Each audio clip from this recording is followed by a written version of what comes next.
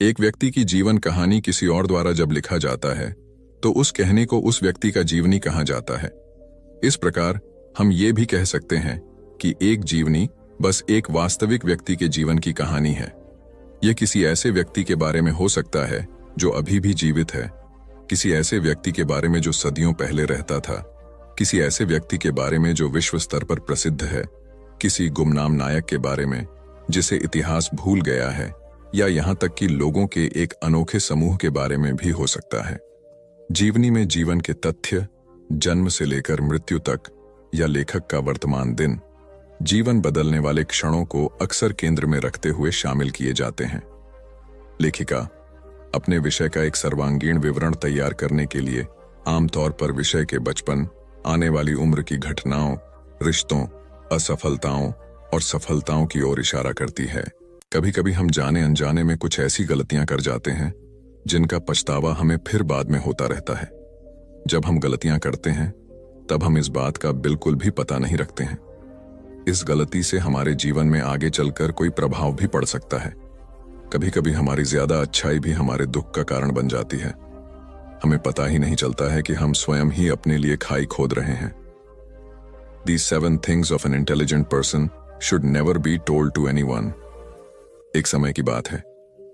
एक नगर में एक युवक रहता था। युवक का परिवार बहुत गरीब था। उसके परिवार में आए दिन किसी न किसी बात को लेकर झगड़े चलते रहते थे। वह युवक इन झगड़ों से बहुत परेशान था। जब वह युवक ने पारिवारिक झगड़े को रोकने की बहुत कोशिश की, पर वह झगड़े रुकने की जगह बढ़ते ही जा रहे थे, तो युवक काम की तलाश में लोगों के पास जाता तो लोग पूछते हैं कि भाई तुम कितना वेतन लोगे, तो उनसे कहना कि आप मुझे बस काम दे दीजिए। मेरे परिवार की आर्थिक स्थिति बहुत खराब है। आर्थिक स्थिति बहुत खराब है, मुझे काम की बहुत आवश्यकता है, आप बस मुझे काम पर रख लीजिए और आप जितना दोगे मैं उतना ही ले लूंगा। तो लोग उसकी मजबूरी का फायदा उठाकर उसे कम कीमत पर काम पर रख लेते, क्योंकि उसने लोगों को खुद ही मौका दे दिया। लोगों को पता था कि उसे काम की बहुत जरूरत है, वह कम पैसों में भी काम कर लेगा। और जब वह युवक अपने मित्रों के पास, अपने सगे संबंधियों के पास बैठता, तब भी वह अपनी गरीबी की बातें करता।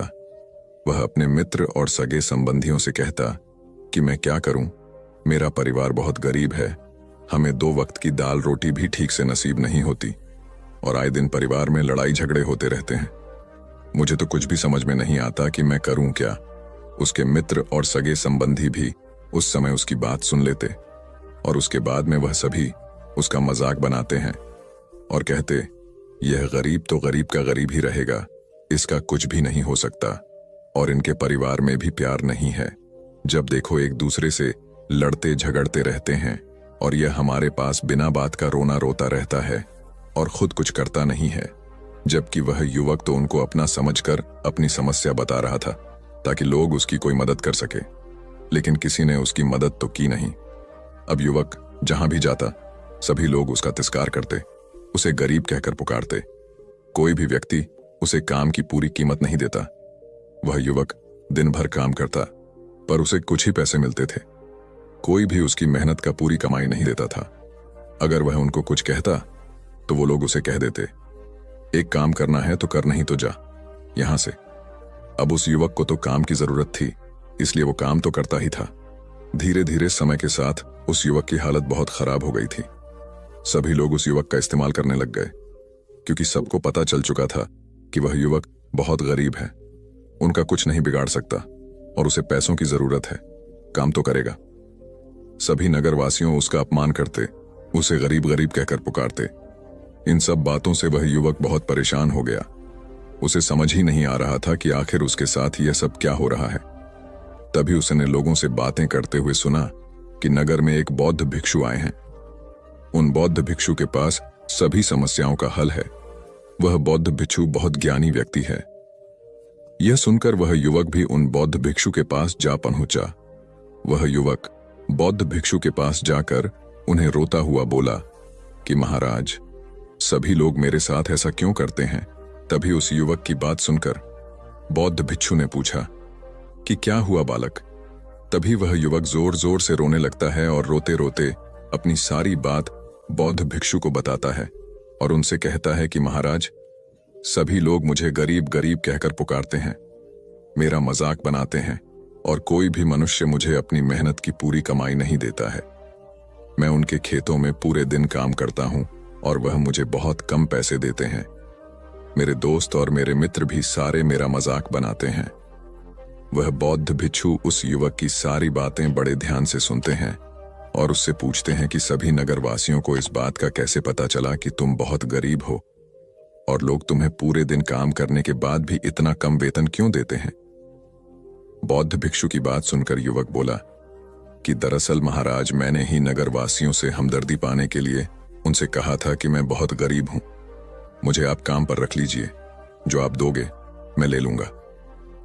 यह सुनकर वह बौद्ध भिक्षु बोले, इसमें लोगों की क्या गलती है?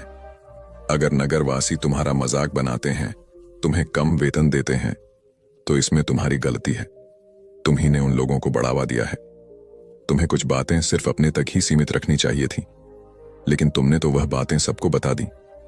बौद्ध भिक्षु की बात सुनकर वह युवक उनके पैरों में गिर गया और उनसे बोलने लगा कि महाराज, मैं अब क्या करूं? आप मेरी इस परेशानी को दूर करो। युवक की बात सुनकर बौद्ध भिक्षु बोले, देखो, अब जो हो गया उसे तो वापस नहीं लाया जा सकता है, लेकिन आज मैं तुम्हें ऐसी 7 बातें बताऊंगा जो तुम्हें कभी भी किसी को नहीं बतानी है, सिर्फ अपने तक ही सीमित रखनी है। चाहे फिर वह तुम्हारा मित्र ही क्यों ना हो या फिर कोई सगा संबंधी ही क्यों ना हो, तुम्हें यह बातें किसी को नहीं बतानी है। बौद्ध भिक्षु की बात सुनकर वह युवक बड़ी प्रशंसा से बोला कि बताइए महाराज, वह कौन सी बातें हैं जिन्हें हमें किसी को नहीं बताना चाहिए? फिर बौद्ध भिक्षु ने युवक से कहा कि जो तुम्हें पहली बात किसी को नहीं बतानी चाहिए। पहली बात, अपने जीवन का लक्ष्य, तुम्हारे जीवन का सपना। हम क्या करते हैं? हम अपने सपने को सभी को बता देते हैं कि मैं यह करूंगा, मैं बड़ा होकर यह बनना चाहता हूं। हमें ऐसा लगता है कि लोग सुनकर बहुत प्रसन्न होंगे कि मैं कितना बड़ा आदमी बनना चाहता हूं, लोग मेरी प्रशंसा करेंगे, लेकिन ऐसा होता नहीं है। जब हम अपने सपने को लोगों को बता देते हैं तो हमारे मन में संतुष्टि का भाव जाता है। हम मन ही मन बहुत खुश होते हैं, जिससे हम अपने सपने के प्रति वो जुनून नहीं रख पाते हैं जो हमारे पहले था। जब हम अपने सपने लोगों को बता देते हैं तो उनकी उम्मीदें हमसे बढ़ जाती हैं। वह हमारे ऊपर और भी ज्यादा ध्यान देने लगते हैं, जिससे कभी कभी हम तनाव में भी आ जाते हैं और फिर यही तनाव हमारे जीवन में असंतुलन पैदा करता है और फिर हम अपने सपने से, अपने लक्ष्य से भटक जाते हैं। जब हम अपने सपने किसी को बताते हैं तो आपको कुछ लोग तो प्रेरणा देंगे, जिससे आपको आगे बढ़ने में हिम्मत मिलेगी, लेकिन बहुत से लोग ऐसे हैं जो आपको प्रेरणाहीन करेंगे, आपको डिमोटिवेट करेंगे, जिससे आप आपके लक्ष्य से भटक सकते हो। इसीलिए जो भी आपका सपना है उसे पूरा करो, उसके बाद ही लोगों को बताओ। अगर पहले बता दोगे तो लोग रुकावटें पैदा कर देंगे, और सपने को अगर चुपचाप तुमने पूरा किया तो लोगों को स्वतः ही पता चल जाएगा कि तुमने कौन सा सपना हासिल किया है। इसीलिए कभी भी किसी को अपना सपना मत बताओ, अपना लक्ष्य मत बताओ। फिर बौद्ध भिक्षु ने युवक से कहा कि दूसरी बात जो तुमने किसी को नहीं बतानी है, दूसरी बात, हमारी समस्याएं, हमारी परेशानियां।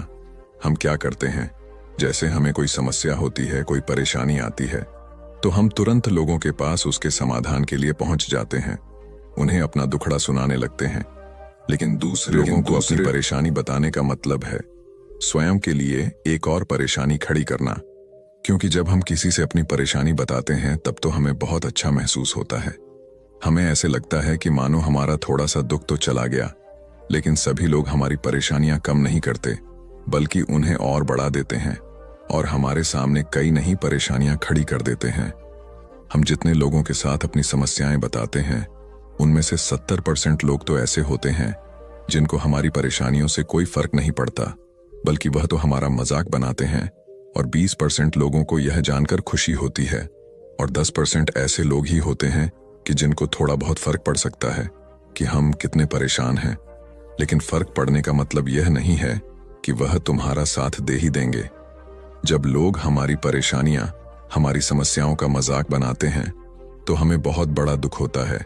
इसीलिए हमें कभी भी अपनी परेशानियां किसी को नहीं बतानी चाहिए, स्वयं ही उनका हल खोजना चाहिए, क्योंकि हमें हमसे बेहतर कोई नहीं जानता और हम खुद ही बिना किसी की मदद से हर परेशानी से बाहर निकल सकते हैं। फिर बौद्ध भिक्षु युवक को तीसरी बात बताते हुए कहते हैं कि हमें कभी भी अपने परिवार की समस्याएं किसी को नहीं बतानी चाहिए। हम सभी के घर परिवार में कोई ना कोई समस्या जरूर होती है। जहां सब लोग एक साथ रहते हैं तो कहासुनी भी हो जाती है। हमारी परिवार के साथ हमारे संबंध अच्छे हों या बुरे हों, हमें किसी को भी नहीं बताना चाहिए। जब हम दूसरों को इसके बारे में बताते हैं तो लोग मजे लेकर तुम्हारी बातें सुनते हैं।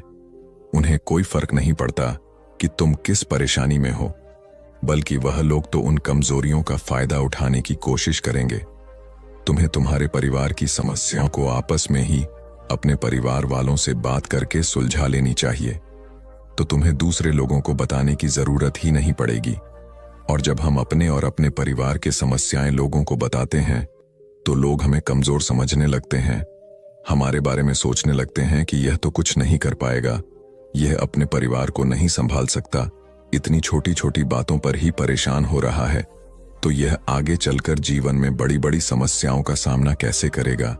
हम तो लोगों को अपने परिवार की समस्याएं यह सोचकर बताते हैं ताकि वह हमारी मदद कर सके। लेकिन यह दुनिया बहुत मतलबी है। इस दुनिया में कोई आपका खास नहीं है। लोग हमारी बातें मजे ले लेकर सुनते हैं और हमारे सामने तो झूठी हमदर्दी दिखाते हैं, और फिर हमारी पीठ पीछे जो बातें हम उन्हें बताते हैं उन्हें अच्छे से नमक मिर्च लगाकर चारों तरफ फैला देते हैं, जिससे उन लोगों का तो कुछ नहीं बिगड़ता, पर तुम्हारे परिवार की इज्जत मिट्टी में मिल जाती है। लोग तुम्हारे परिवार के बारे में तरह तरह की बातें बनाने लगते हैं, एक बात की 100 बात करने लगते हैं। जो बात हुई नहीं उस बात को भी नमक मिर्च लगाकर बताते हैं। इस दुनिया में घाव पर मरहम लगाने वाले तो कम हैं और नमक छिड़कने वाले बहुत ज्यादा हैं। इसलिए कभी भी किसी को अपने परिवार की स्थितियों के बारे में नहीं बताना चाहिए। चौथी बात, अपनी संपत्ति किसी को मत बताना। फिर बौद्ध भिक्षु ने उस युवक को चौथी बात बताते हुए कहा कि तुम लोगों के सामने इस बात को कभी मत बताना कि तुम किन चीजों के मालिक हो या फिर तुम्हारे पास क्या क्या है।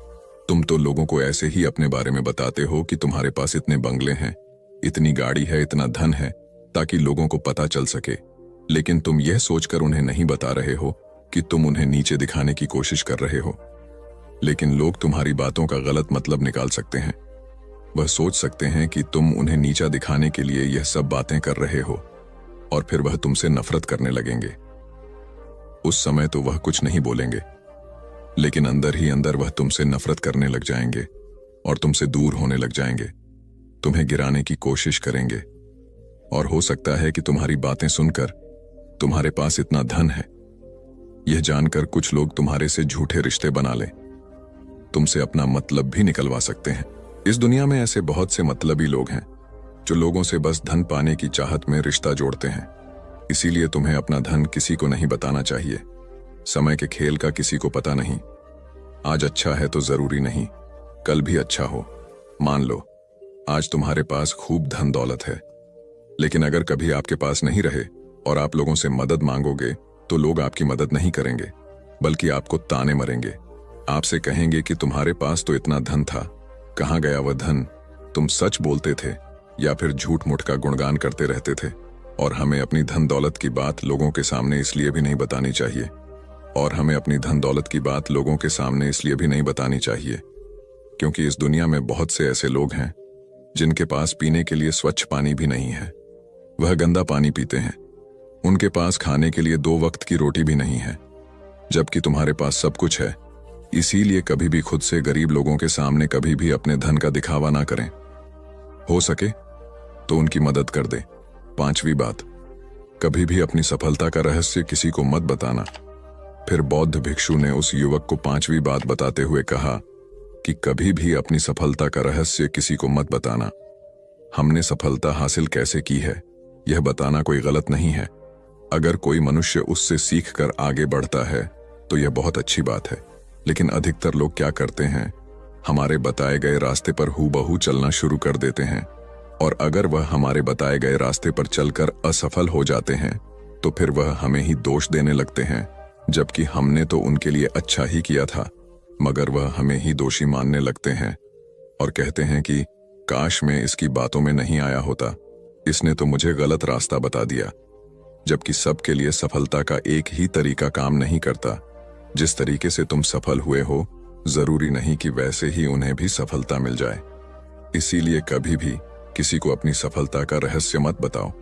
अगर वह मनुष्य सच में ही तुमसे सफलता का मार्ग जाने की कोशिश करे और उस कार्य उसे बहुत लगन हो और वह बहुत दृढ़ संकल्पी हो कि नहीं, मुझे तो यह कार्य करना ही है, तो तुम उसे जरूर बता सकते हो। लेकिन तुम आगे से कभी भी किसी को कुछ मत बताओ, नहीं तो अगर वह लोग असफल रहे तो वह तुम्हें ही दोषी मानने लगेंगे। उन लोगों को इस बात से कोई फर्क नहीं पड़ता कि तुम उनके लिए अच्छा कर रहे हो। वह असफल होने पर तुमसे घृणा करने लगेंगे, तुम्हें भला बुरा बोलने लगेंगे। इसीलिए कभी किसी को कुछ मत बताओ। छठवीं बात, अपने द्वारा की गई मदद का ढिढोरा मत पीटो। फिर बौद्ध भिक्षु ने उस युवक को छुट्टी बात बताते हुए कहा, अगर तुम किसी की मदद करते हो तो मदद को लोगों के सामने मत लाओ, क्योंकि इस दुनिया में बहुत से लोग गरीब हैं जिनको हमारी दया दान की आवश्यकता है। लेकिन अगर तुम उन गरीब लोगों की इसलिए मदद करते हो ताकि लोग आपकी तारीफ करें, लोग आपको अच्छी नजरों से देखें, समाज में आपका नाम हो, तो ऐसा दिखावा कभी मत करो। जबकि तुम्हें लोगों की मदद इसलिए नहीं करनी चाहिए कि दूसरे लोग आपकी तारीफ करें, बल्कि आपको लोगों की मदद सच्चे हृदय से बिना किसी को बताए करनी चाहिए, क्योंकि यही मदद आपको अंदर से शांति प्रदान करवाती है। जब तुम किसी जरूरतमंद की सहायता करते हो तो तुम्हें अंदर ही अंदर एक अलग ही आनंद की अनुभूति का एहसास होता है। लेकिन अगर तुम किसी जरूरतमंद की सहायता बस दिखावे के लिए करते हो तो कुछ पल के लिए तो तुम दूसरों की नजरों में अच्छे बन जाओगे, लेकिन तुम कभी भी आत्मसंतुष्टि प्राप्त नहीं कर पाओगे। सातवीं और आखिरी बात, अपनी आमदनी का जिक्र दूसरों के सामने मत करो।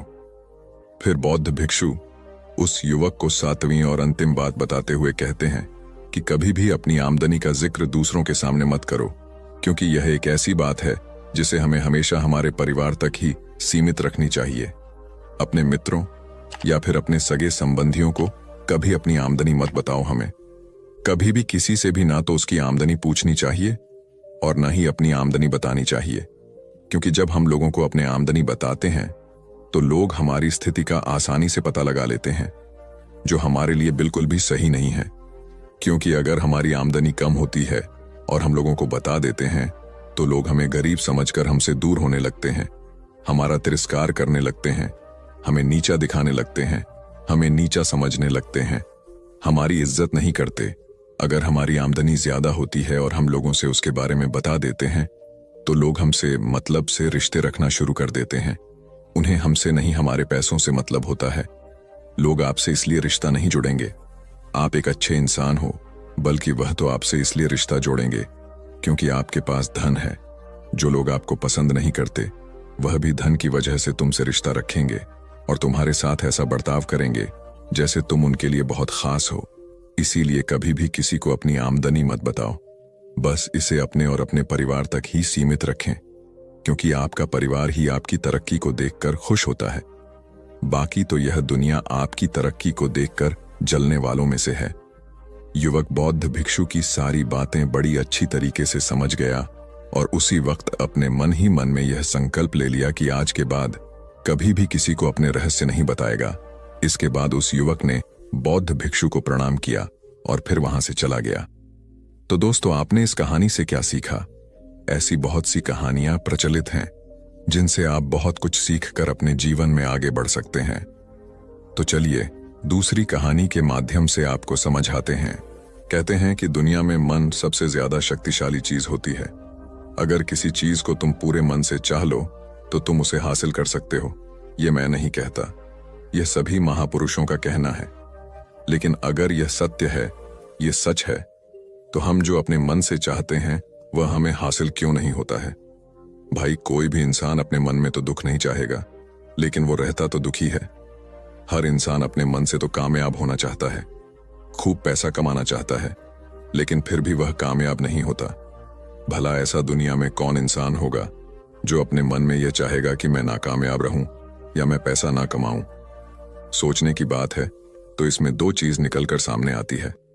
या तो वह महापुरुष गलत थे जिन्होंने ये बात बोली कि मन से चाहे हुई चीज हासिल हो जाती है, या फिर हम गलत हैं। आज की पोस्ट में मैं जो कहानी बताने वाला हूं उसमें आपको एक ऐसा मंत्र मिलेगा, उसे समझने के बाद आपको एक ऐसा मंत्र का पता चलेगा जिससे आप यह समझ पाएंगे कि अपने मन से कोई भी चीज कैसे करवाई जाती है, मन में किसी भी बात का बीज कैसे बोया जाता है। यह इस कहानी से आपको अच्छी तरह से समझ में आ जाएगा और इससे आप यह भी समझ पाएंगे कि आकर्षण का नियम, लॉ ऑफ अट्रैक्शन, कैसे काम करता है। कहानी छोटी सी है लेकिन बहुत ही गहरी है। इस वीडियो को पूरा लास्ट तक देखना तो ही आप अच्छे से इस कहानी का पूरा लाभ ले पाएंगे। तो चलिए कहानी शुरू करते हैं और समझते हैं कि मन का मंत्र, मैन को कंट्रोल, कैसे कार्य। एक बार की बात है, एक आदमी के जीवन में सिर्फ दुख ही दुख थे। वह जो भी काम करता, उस बेचारे का वह काम पूरा ही नहीं होता। घर में आता तो घर में क्लेश बना रहता, किसी से कोई मदद मांगता तो कोई उसकी मदद नहीं करता।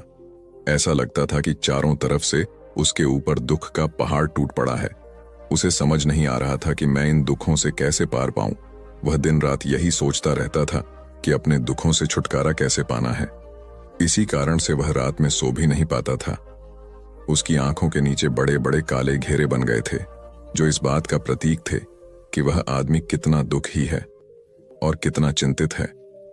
कभी कभी तो उसके मन में आत्महत्या करने के भी ख्याल आते थे, लेकिन अपने परिवार की चिंता करके वह यह कदम नहीं उठा पाता। वह इतना दुखी हो गया कि उसने निर्णय किया कि वह इन दुखों से छुटकारा पाकर ही रहेगा।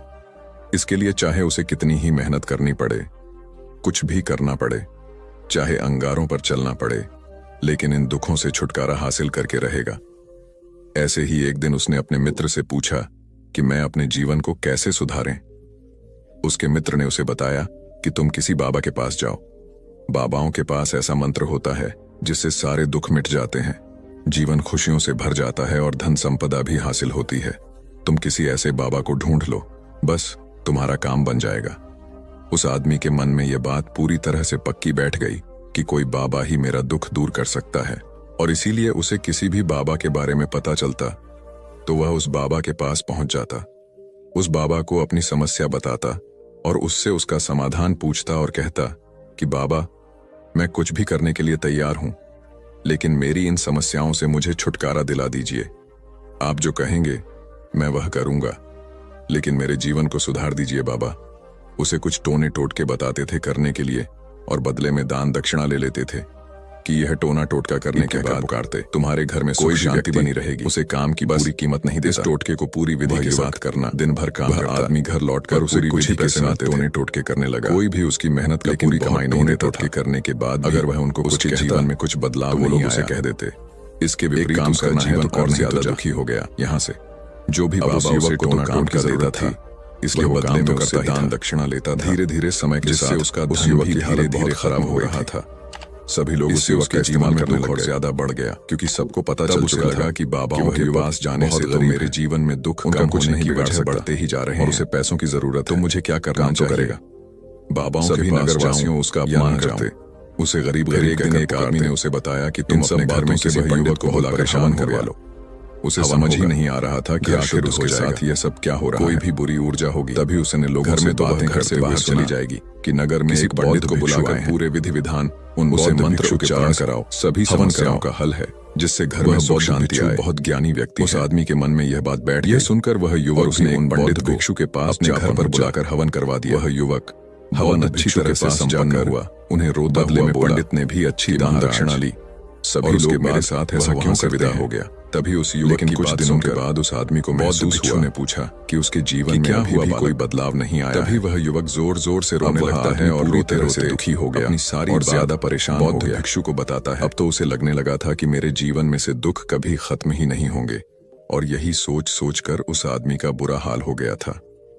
फिर एक दिन उसे अपने मित्र से एक ऐसे बाबा के बारे में पता चला जो समाधान बताने के लिए कोई दान दक्षिणा नहीं लेता था।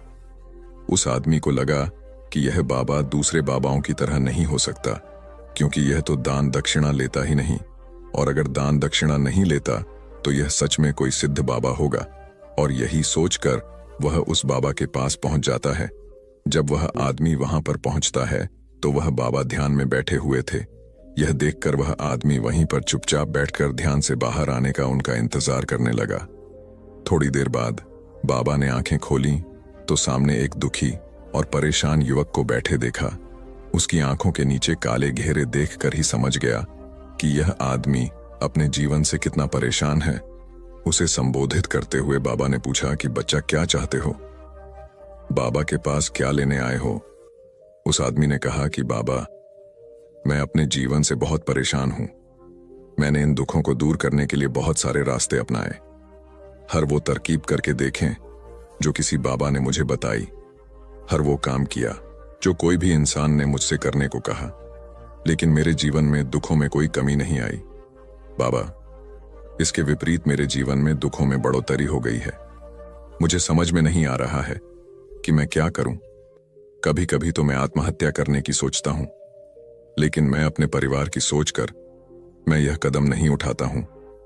मैंने आपके बारे में बहुत सुना है बाबा, और मैं बहुत उम्मीद के साथ आपके पास आया हूं। कृपया करके मुझे कोई ऐसा मार्ग बताएं जिससे मुझे अपने दुखों से छुटकारा मिल जाए।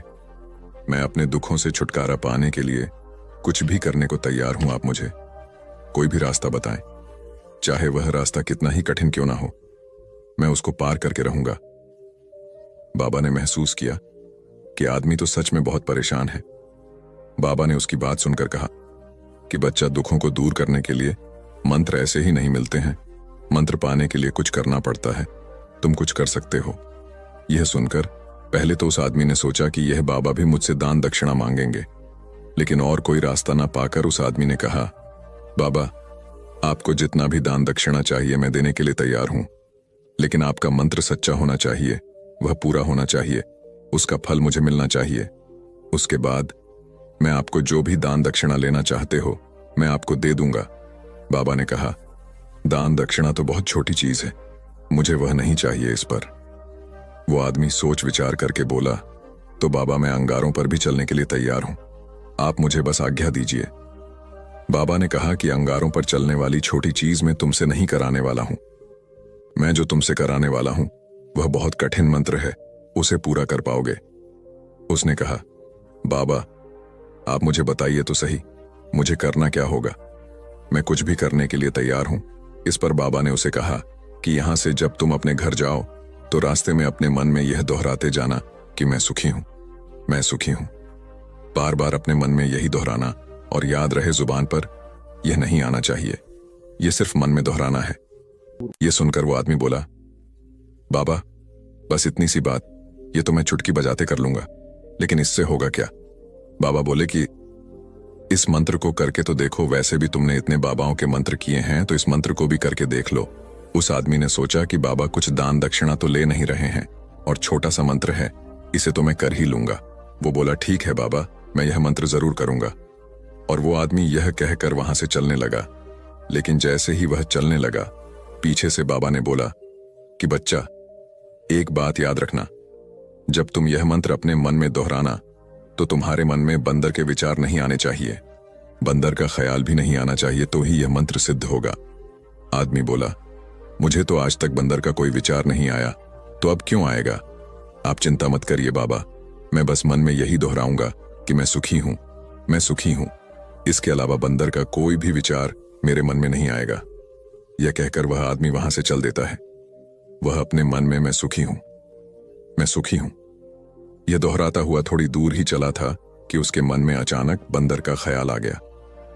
बंदर का ख्याल एक बार आया और चला भी गया, लेकिन उस आदमी ने सोचा, आज तक तो मुझे बंदर का कोई भी विचार नहीं आया, यह आज बंदर का विचार क्यों आ गया? और ऐसे करके उसने उस बंदर के विचार को पकड़ लिया और यह भूल गया कि मुझे क्या मंत्र दोहराना है, और वह बंदर के बारे में सोचने लगा। जब थोड़ी देर बाद फिर से उसे होश आया तो वह फिर से अपना वही मंत्र दोहराने लगा जो बाबा ने उसे बताया था, मैं सुखी हूं, मैं सुखी हूं। लेकिन अचानक से उसे एक बंदर दिखाई दिया, और यह देखकर फिर से उसके मन में बंदर का विचार उठ गया, और यह देखकर वह इस विचार को बाहर फेंकना चाहता था, और वह चाहता था कि मेरे अंदर किसी तरह से बंदर का विचार ना आए, लेकिन उसे तो सामने बंदर ही दिखाई दिया। ऐसे ही जद्दोजहद करते करते घर पर पहुंचा, और घर पर पहुंचने के बाद अपनी पत्नी को कहा कि हे बंदरिया, मुझे खाने में बंदर परोस दो। और जब उसे एहसास हुआ कि उसने क्या बोल दिया, तो वह अपने बाल नोचने लगा और दीवारों में सर मारने लगा कि आज तक मुझे बंदर का कोई भी विचार नहीं आया, और आज मुझे यह क्या हो गया है कि मुझे हर जगह बंदर ही बंदर नजर आ रहे हैं। यह कैसी माया है। यही सोच सोच कर वह आदमी रात भर सो नहीं पाया। रात भर करवटें बदलते रहा और सुबह उठकर सीधे उसी बाबा के पास पहुंच गया और उसके चरणों में गिरकर कहा कि बाबा, पता नहीं क्या चमत्कार हो रहा है।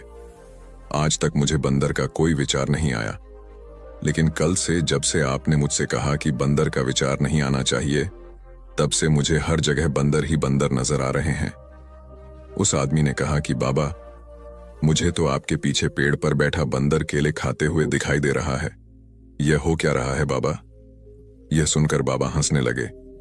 हाँ हाँ हाँ हाँ, बच्चा, मन का जाल एक ऐसा जाल है जिसे समझ पाना इतना आसान नहीं है। बंदर तो तुम्हारे रास्ते में पहले भी आते थे। जब तुम मेरे पास आए थे तो इन्हीं पेड़ों पर ये बंदर घूम रहे थे, लेकिन तब तुम्हारे ध्यान में ये बंदर नहीं था। तब तुम्हारे ध्यान में सिर्फ दुख थे। इसके बाद बाबा ने उसे बताया कि बच्चा, हम जिस चीज से भी दूर भागना चाहते हैं, वही चीज हमारे मन में बहुत गहरे में प्रविष्ट हो जाती है और हमारे अंतर्मन में समा जाती है। असल में हम जिस चीज से छुटकारा पाना चाहते हैं, उससे छुटकारा इसीलिए पाना चाहते हैं कि वह हमारे साथ बहुत गहरे से जुड़ी हुई है, और हम जितना ही उससे छुटकारा पाना चाहते हैं, वह उतनी ही गहरी हमारे मन में बैठती चली जाती है और आखिरकार हमारे अंतर्मन में छा जाती है। ऊपर से तो हम चाहते हैं सुखी होना, कि मैं सुखी हूं, सुखी हूं। हमारे होंठ भी यही बोलते रहते हैं, लेकिन हमारे मन में दुख समाये होते हैं। हमारे विचारों में हमारे मन में दुख ही दुख दिखाई देते हैं। इसीलिए अपनी जुबान से बार बार यह बोलने से कि मैं सुखी हूं, मैं सुखी हूं, हम सुखी नहीं होंगे जब तक यह मंत्र हमारे अंतर्मन में प्रविष्ट नहीं होगा। इस पर उस आदमी ने पूछा कि बाबा, लेकिन यह मंत्र हमारे अंतर्मन में प्रविष्ट कैसे होगा? यह सुनकर बाबा ने कहा कि बच्चा, अपने दुखों से लड़ना बंद कर दो। जब तक तुम अपने दुखों को दूर करने की सोचते रहोगे, तब तक वो दुख तुमसे चिपके रहेंगे।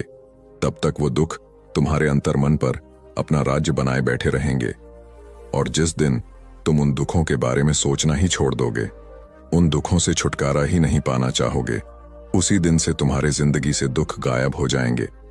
क्योंकि किसी भी चीज से छुटकारा पाने के लिए हमें उस चीज के बारे में सोचना पड़ता है, और हम जितना ही उस चीज के बारे में सोचते हैं, वह उतनी ही गहरी हमारे मन में प्रविष्ट होती चली जाती हैं।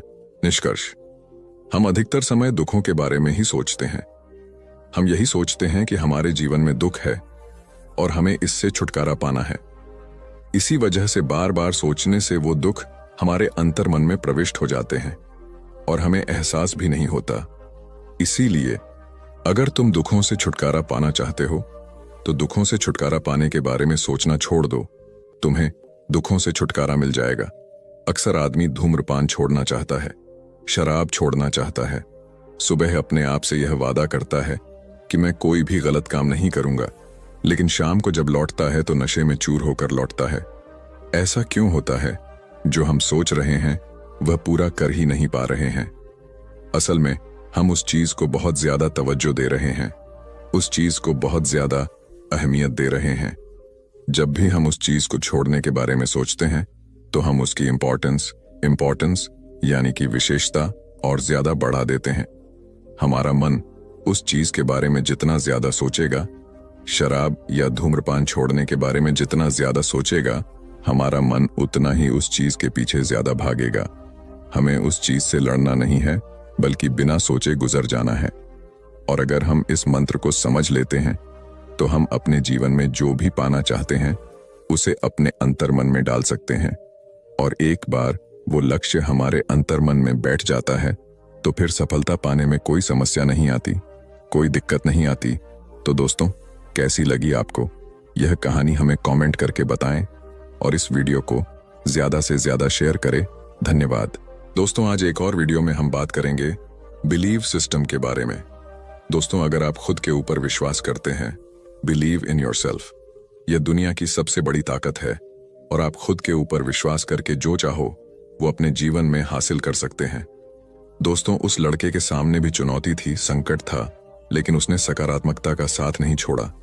जिंदगी में आप जिस भी मुकाम पर हो, जिस भी संकट में फंस जाए, जिस भी स्थिति में हो, अगर आपने सकारात्मक का साथ कभी नहीं छोड़ा, तो यकीन मानिए आप उस संकट से आप बाहर निकल आएंगे। दोस्तों, यह कहानी एक दिव्यांग राजा की है जिसके राज्य में कोई भी परेशानी या समस्या नहीं थी। सभी लोग उस राजा से बहुत खुश थे और ऊपर वाले से धन्यवाद करते थे कि इतने अच्छे राजा को उनकी जिंदगी में भेजे। वह राजा दिव्यांग था, उसकी एक आंख नहीं थी और एक पैर नहीं था, लेकिन फिर भी राजा को इस बात का कोई भी मलाल नहीं था। एक दिन राजा अपने महल के गलियारे में घूमते हुए अपने पूर्वजों की तस्वीर को देख रहा था और सोच रहा था कि मेरे पिताजी इतने सूर्यवीर थे, उनके पिताजी इतने सूर्यवीर थे, हमें इतने शूरवीर खानदान में जन्म लेने का मौका मिला। ऊपर वाले का बहुत बहुत धन्यवाद है। राजा ने सभी चित्र को देखते हुए आखिरी चित्र तक पहुंचा और फिर उस खाली जगह को देखा तो वह चिंता में पड़ गया, क्योंकि उसे यह मालूम था कि अब यहां जो तस्वीर लगेगी वह उसी की लगेगी। लेकिन राजा को इस बात की चिंता नहीं थी कि वह मर जाएगा। चिंता इस बात की थी कि वहां जो पेंटिंग लगेगी वह कैसी लगेगी। राजा का एक आंख और एक पैर ना होने की वजह से वह चिंता में था। राजा का एक आंख और एक पैर ना होने की वजह से वह चिंता में पड़ गया और सोचने लगा कि इस गलियारे में इतनी शानदार पेंटिंग लगी है, लेकिन मेरी एक आंख और एक पैर ना होने की वजह से मेरी तस्वीर सबसे खराब लगेगी और भद्दी दिखेगी। राजा ने सोचा कि मेरे मरने के बाद पता नहीं कैसी पेंटिंग बनेगी, और क्यों ना मैं अपने जीते जी ही एक शानदार पेंटिंग बनवाऊं, ताकि मुझे सुकून मिल जाए कि यहां मेरी अच्छी पेंटिंग लगेगी। अब उस राज्य में ऐलान करवा दिया गया और सभी पेंटर को बुलाया गया और कहा गया कि जो भी पेंटर राजा का शानदार पेंटिंग बनाएगा उसे शानदार इनाम मिलेगा। अब सभी पेंटर राज्य में आए। उन सभी पेंटर को पता था कि अगर शानदार पेंटिंग बनेगा तो शानदार इनाम मिलेगा, लेकिन जिस राजा का एक आंख नहीं है, एक पैर नहीं है, उसका शानदार पेंटिंग कैसे बनेगा? पेंटर सोच रहे थे कि इनाम का तो पता नहीं, लेकिन अगर शानदार पेंटिंग नहीं बनी और राजा गुस्सा हो गया तो सजा जरूर मिलेगी। इसलिए बड़े बड़े चित्रकार भी आगे नहीं आए। तभी उसमें से एक लड़का बोला, राजा साहब, मैं आपकी पेंटिंग बनाना चाहता हूं, मुझे 24 घंटे का वक्त दीजिए। अब सभी बड़े बड़े पेंटर हैरान हो गए कि यह लड़का क्या पेंटिंग बनाएगा, और अगर राजा को पेंटिंग पसंद नहीं आई तो इसे सजा जरूर मिलेगी। राजा बोला, ठीक है, आप बना करके आइए। अगले दिन वह लड़का तस्वीर बनाकर लाने वाला था और दरबार पूरी तरह से भर चुका था। लोग दूर दूर से यह देखने के लिए आए थे कि वह लड़का कैसा पेंटिंग बनाएगा। अब लड़का जब उस राजा की पेंटिंग बनाकर लाया तो लोग आश्चर्यचकित रह गए। सब लोग जोर जोर से तालियां बजाने लगे, सीटी बजाने लगे, और जब राजा ने उस पेंटिंग को देखा तो वह खुश हो गया और बोला कि वाह, इससे अच्छी पेंटिंग तो इस पूरे गलियारे में नहीं है। राजा ने उस लड़के को बहुत सारा इनाम दिया। अब आप सोच रहे होंगे कि उस राजा की क्या पेंटिंग बनी होगी जिसकी एक आंख नहीं है और एक पैर नहीं है। कैसा पेंटिंग बना होगा। और उस तस्वीर में लड़के ने राजा को एक घोड़े पर सवार किया था। एक साइड से उस राजा का एक पैर दिखा रहा था और राजा तीरंदाजी करते हुए निशाना लगा रहा था, और निशाना लगाते वक्त एक आंख बंद हो जाती है, और उस लड़के ने उस राजा की वही आंख बंद की थी जो राजा के पास नहीं थी। इस तरह से उस लड़के ने राजा को निशाना लगाते हुए घोड़े के ऊपर सवार दिखाया, जिससे एक आंख बंद और एक ही पैर दिखाया, और इतना शानदार पेंटिंग बनाया था कि वह अब तक की सबसे सर्वश्रेष्ठ पेंटिंग थी। उस लड़के के सामने भी चुनौती थी, संकट था, लेकिन उसने सकारात्मक का साथ नहीं छोड़ा। जिंदगी में आप जिस भी मुकाम पर हो, जिस भी संकट में फंस जाए, जिस भी स्थिति में हो, अगर आपने सकारात्मक का साथ कभी नहीं छोड़ा तो यकीन मानिए आप उस संकट से बाहर निकल आएंगे। निष्कर्ष, जिंदगी में उम्मीद का साथ मत छोड़िए, क्योंकि जिसने उम्मीद का साथ छोड़ दिया तो फिर जिंदगी उसका साथ छोड़ देती है। हर पल सकारात्मक रहिए, खुश रहिए। ऊपर वाले के आशीर्वाद के साथ और अपनों के प्यार के साथ अपनी अच्छी और सच्ची मेहनत के साथ कर दिखाओ कुछ ऐसा कि दुनिया करना चाहे आपके जैसा। अब हम आपको अपनी तीसरी और आखिरी कहानी के माध्यम से समझाएंगे कि कैसे आप कुछ बातों का ध्यान रखकर, कुछ बातों को किसी को भी न बताकर अपने जीवन को आगे बढ़ा सकते हैं और सफलता हासिल कर सकते हैं। तो चलिए शुरू करते हैं आखिरी कहानी।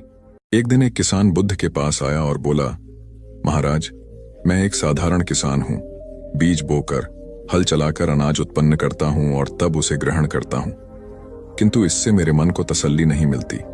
मैं कुछ ऐसा करना चाहता हूं जिससे मेरे खेत में अमृतत्व के फल उत्पन्न हों। आप मुझे मार्गदर्शन दीजिए जिससे मेरे खेत में अमृतत्व के फल उत्पन्न होने लगे।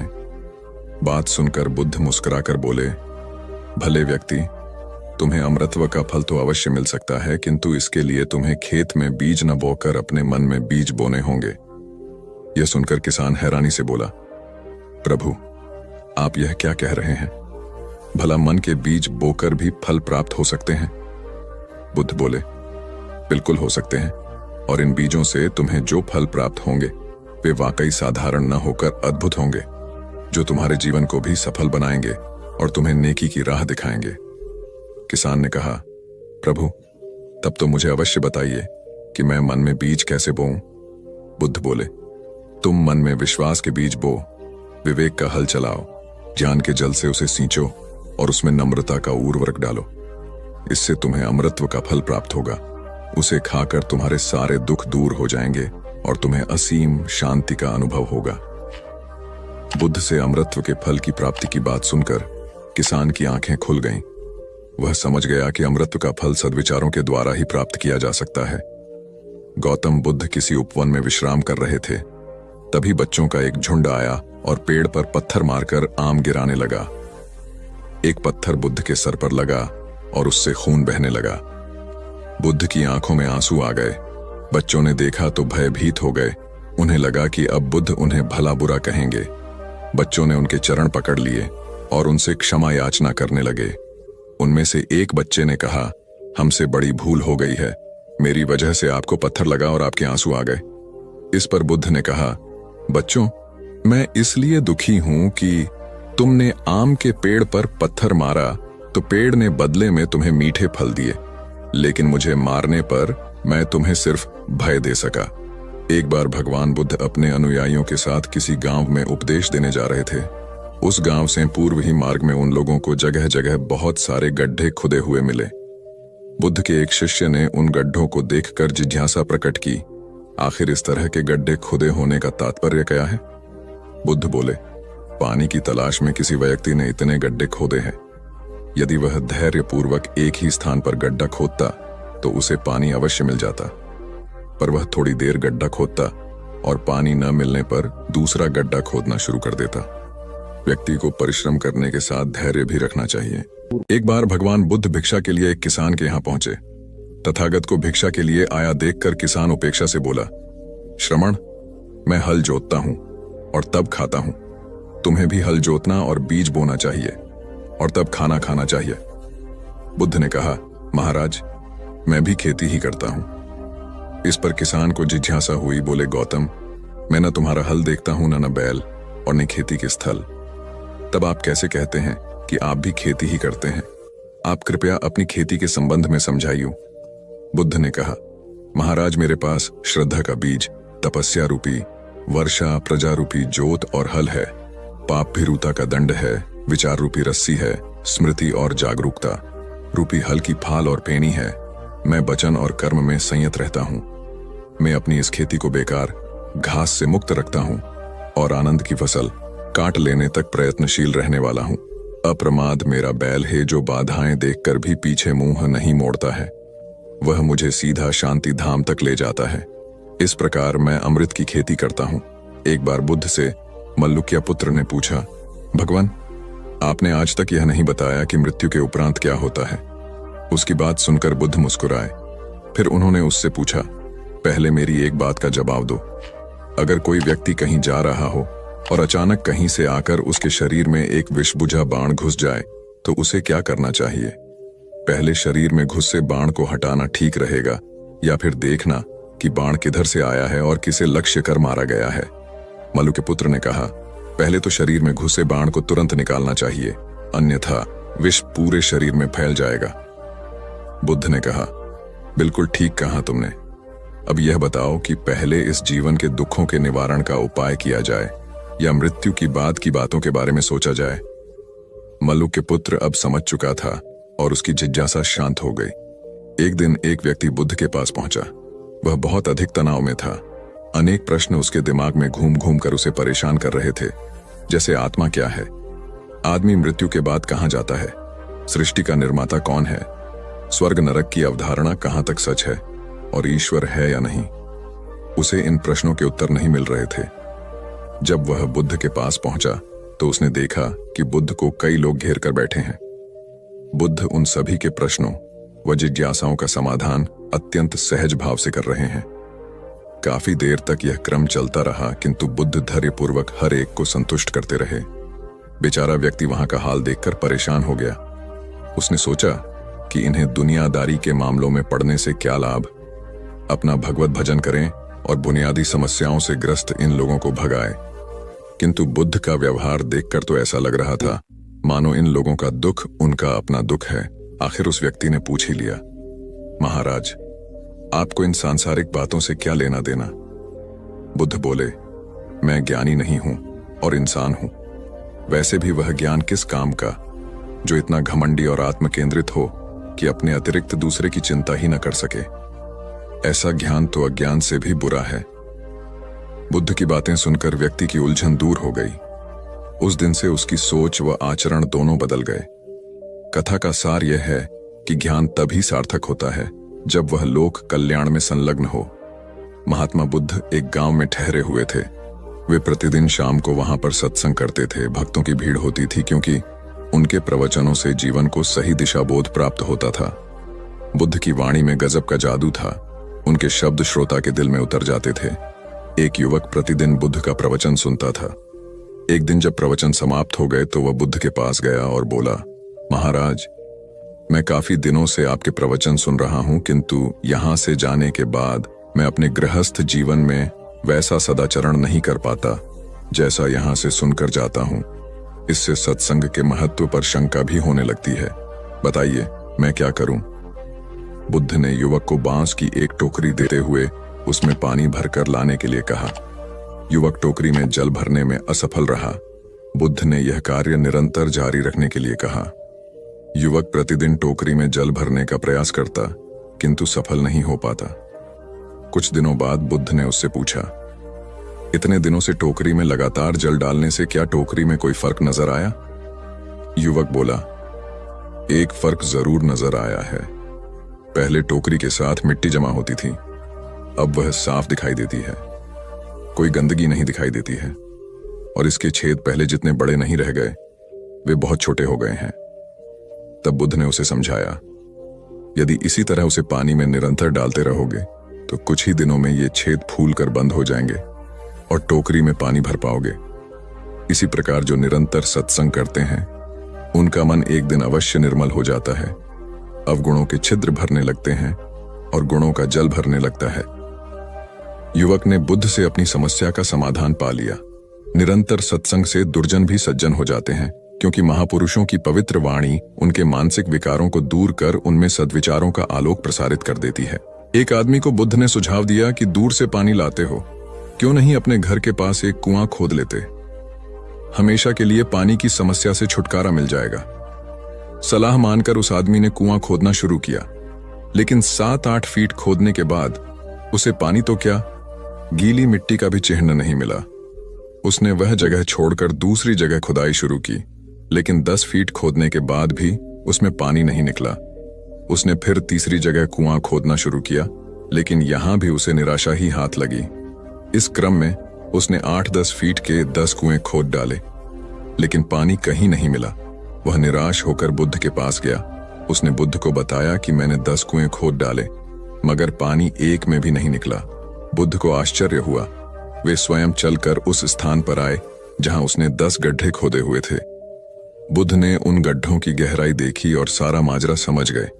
फिर वे बोले, 10 कुएं खोदने की बजाय एक कुएं में ही तुम अपना सारा परिश्रम लगाते तो पानी कब का मिल गया होता। तुम सब गड्ढों को बंद कर दो, केवल एक को गहरा करते जाओ, पानी निकल आएगा। उसने बुद्ध की बात मानकर ऐसा ही किया।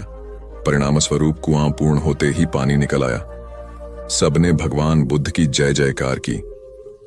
धन्ना सेठ के पास 7 पुश्तों के पालन पोषण जितना धन था।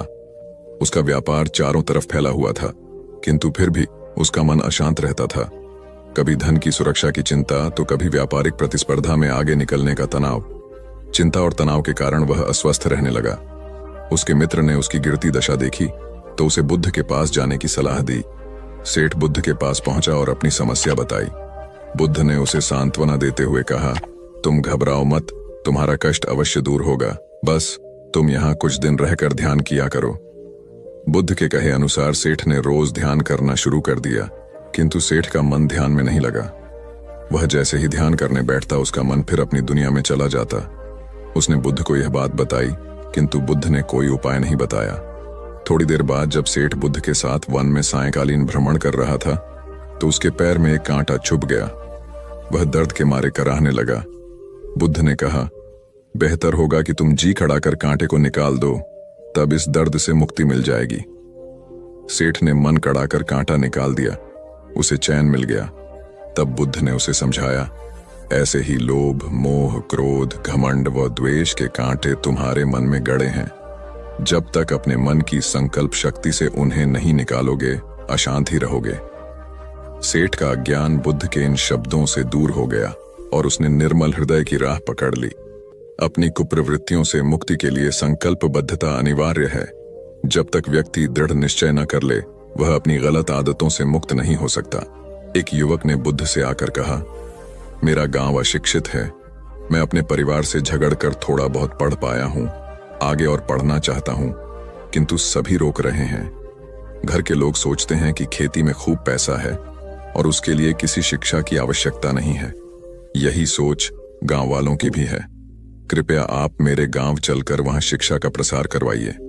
बुद्ध युवक की बात मानकर गांव आ गए। धर्म भीरू ग्रामीणों ने बुद्ध का सत्कार किया और रोज उनके प्रवचन सुनने आने लगे। बुद्ध जब भी शिक्षा का महत्व बताते, ग्रामीण विरोधी मत रखते। एक दिन एक महिला अपने 5 साल के बच्चे के लिए पूछने लगी कि उसे किस उम्र से शिक्षा दिलवाए। तब बुद्ध ने समझाया कि तुम्हें तो 5 वर्ष पूर्व उसकी शिक्षा शुरू कर देनी थी। उसे क्या खाना है, क्या नहीं, कैसे क्या बोलना है आदि बातें शुरू से सिखाओगी, तभी तो वह अपना उचित ख्याल रख सकेगा।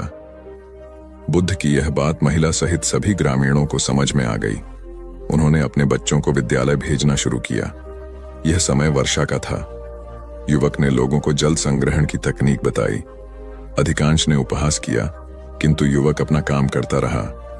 बुद्ध का सहयोग प्राप्त था, इसलिए किसी ने उसका खुलकर विरोध नहीं किया। जब गर्मी में भीषण जल संकट के कारण फसलें सूखने लगीं, तो युवक ने कुएं खुदवाए, जिनमें जल संग्रहण की तकनीक के कारण खूब पानी निकला। ग्रामीण अब शिक्षा का महत्व समझ चुके थे। धीरे धीरे संपूर्ण गांव शिक्षित हो गया। ज्ञान हर उम्र में अर्जित किया जा सकता है। यही ज्ञान हमें जीवन में आने वाली समस्याओं के समाधान की राह सुझाता है। आम्रपाली बौद्ध काल में वैशाली के वृज्ज संघ की इतिहास प्रसिद्ध लिच्छवी राजनृत्यांगना थी। इनका एक नाम अम्बपाली या अम्बपालिका भी है। आम्रपाली अत्यंत सुंदर थी और कहते हैं जो भी उसे एक बार देख लेता वह उस पर मुग्ध हो जाता था। अजातशत्रु उसके प्रेमियों में था और उस समय के उपलब्ध साहित्य में अजातशत्रु के पिता बिंबसार को भी गुप्त रूप से उसका प्रणयार्थी बताया गया है। आम्रपाली को लेकर भारतीय भाषाओं में बहुत से काव्य, नाटक और उपन्यास लिखे गए हैं। एक बार की बात है, महात्मा बुद्ध अपने शिष्यों के साथ घूमते हुए वैशाली नगरी में पहुंचे। वैशाली को उस समय 16 महाजनपदों में एक महत्वपूर्ण जनपद माना जाता था, जिसकी ख्याति दूर दूर तक फैली हुई थी। यह नगरी परम वैभवशाली और हर तरफ से संपन्न थी। महात्मा बुद्ध के आने की बात पूरे नगर में फैलते देर न लगी। जिसे जब पता चलता वह तभी उनसे मिलने पहुंच जाता और उनके उपदेश सुनकर खुद को भाग्यशाली समझता। बुद्ध का चरित्र ही ऐसा प्रभावशाली था कि उनसे प्रभावित हुए बिना कोई नहीं रह सका। उस नगर की गणिका और राजनर्तकी आम्रपाली भी बुद्ध से मिलने की इच्छुक थी। वह खुद महात्मा बुद्ध के पास चलकर आई और उन्हें अपने घर भोजन के लिए आमंत्रित किया। उसने इतने सरल और प्रेम भाव से बुद्ध से विनती की कि बुद्ध मना नहीं कर सके। जब यह बात उनके शिष्यों को पता चला कि महात्मा बुद्ध ने एक गणिका का आमंत्रण स्वीकार किया है, तो सबने इसका विरोध किया। महात्मा बुद्ध ने बड़ी सरलता से अपने शिष्यों से कहा, मैंने तो उसकी प्रेम भावना देखी। उसने जिस भावना से मुझे बुलाया है वह बिल्कुल पवित्र और निश्चल था। वह आज मुझसे मिलने एक गणिका बनकर नहीं बल्कि एक भक्ति भाव से आई थी। फिर भला मैं कैसे उसका आमंत्रण स्वीकार न करता, वह चाहे एक वेश्या हो या फिर कोई सन्यासी। यथा समय बुद्ध आम्रपाली के घर भोजन के लिए गए। वह पहले से ही भोजन की सारी व्यवस्था करके भगवान बुद्ध के आने की राह देख रही थी। मन में यह विचार भी आ रहा था कि कहीं बुद्ध अपनी बात से मुकर न जाए। इतने बड़े सन्यासी भला क्यों एक वेश्या के बुलाने पर उसके घर आकर भोजन करेंगे। परंतु जैसे ही आम्रपाली ने बुद्ध को अपने घर आते देखा, उसकी प्रसन्नता का ठिकाना न रहा। वह दौड़कर दरवाजे पर गई और उनका स्वागत किया, खुद अपने हाथों से भोजन परोसा और उनकी अवगत की।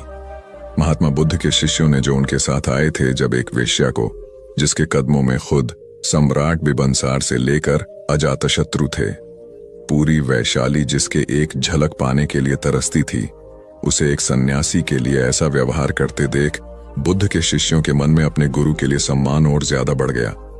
आम्रपाली ने महात्मा बुद्ध के व्यक्तित्व के बारे में जैसा सुना था, उनसे मिलने के बाद वह उनसे उससे ज्यादा प्रभावित हुई और उसी समय वह बुद्ध की शरण में चली गई। अपनी सारी संपत्ति वह बौद्ध मठ के नाम करके आजीवन भिक्षुणी बन गई। बहुत पुरानी बात है। गौतम बुद्ध एक शहर में प्रवास कर रहे थे। उनके कुछ शिष्य भी उनके साथ थे। उनके शिष्य एक दिन शहर में घूमने निकले तो उस शहर के लोगों ने उन्हें बहुत बुरा भला कहा। शिष्यों को बहुत बुरा लगा और वे वापस लौट गए। गौतम बुद्ध ने जब देखा कि उनके सभी शिष्य बहुत क्रोध में दिख रहे हैं तो उन्होंने पूछा, क्या बात है, आप सभी इतने तनाव में क्यों दिख रहे हैं? तभी एक शिष्य क्रोध में बोला, हमें यहां से तुरंत प्रस्थान करना चाहिए। जब हम बाहर शहर में घूमने गए तो यहाँ के लोगों ने बिना वजह हमें बहुत बुरा भला कहा। जहां हमारा सम्मान न हो वहां हमें एक पल भी नहीं रहना चाहिए। यहाँ के लोग सिर्फ दुर्व्यवहार के सिवा कुछ जानते ही नहीं हैं। गौतम बुद्ध ने मुस्कुराकर कहा, क्या किसी और जगह पर तुम सदैव व्यवहार की अपेक्षा रखते हो?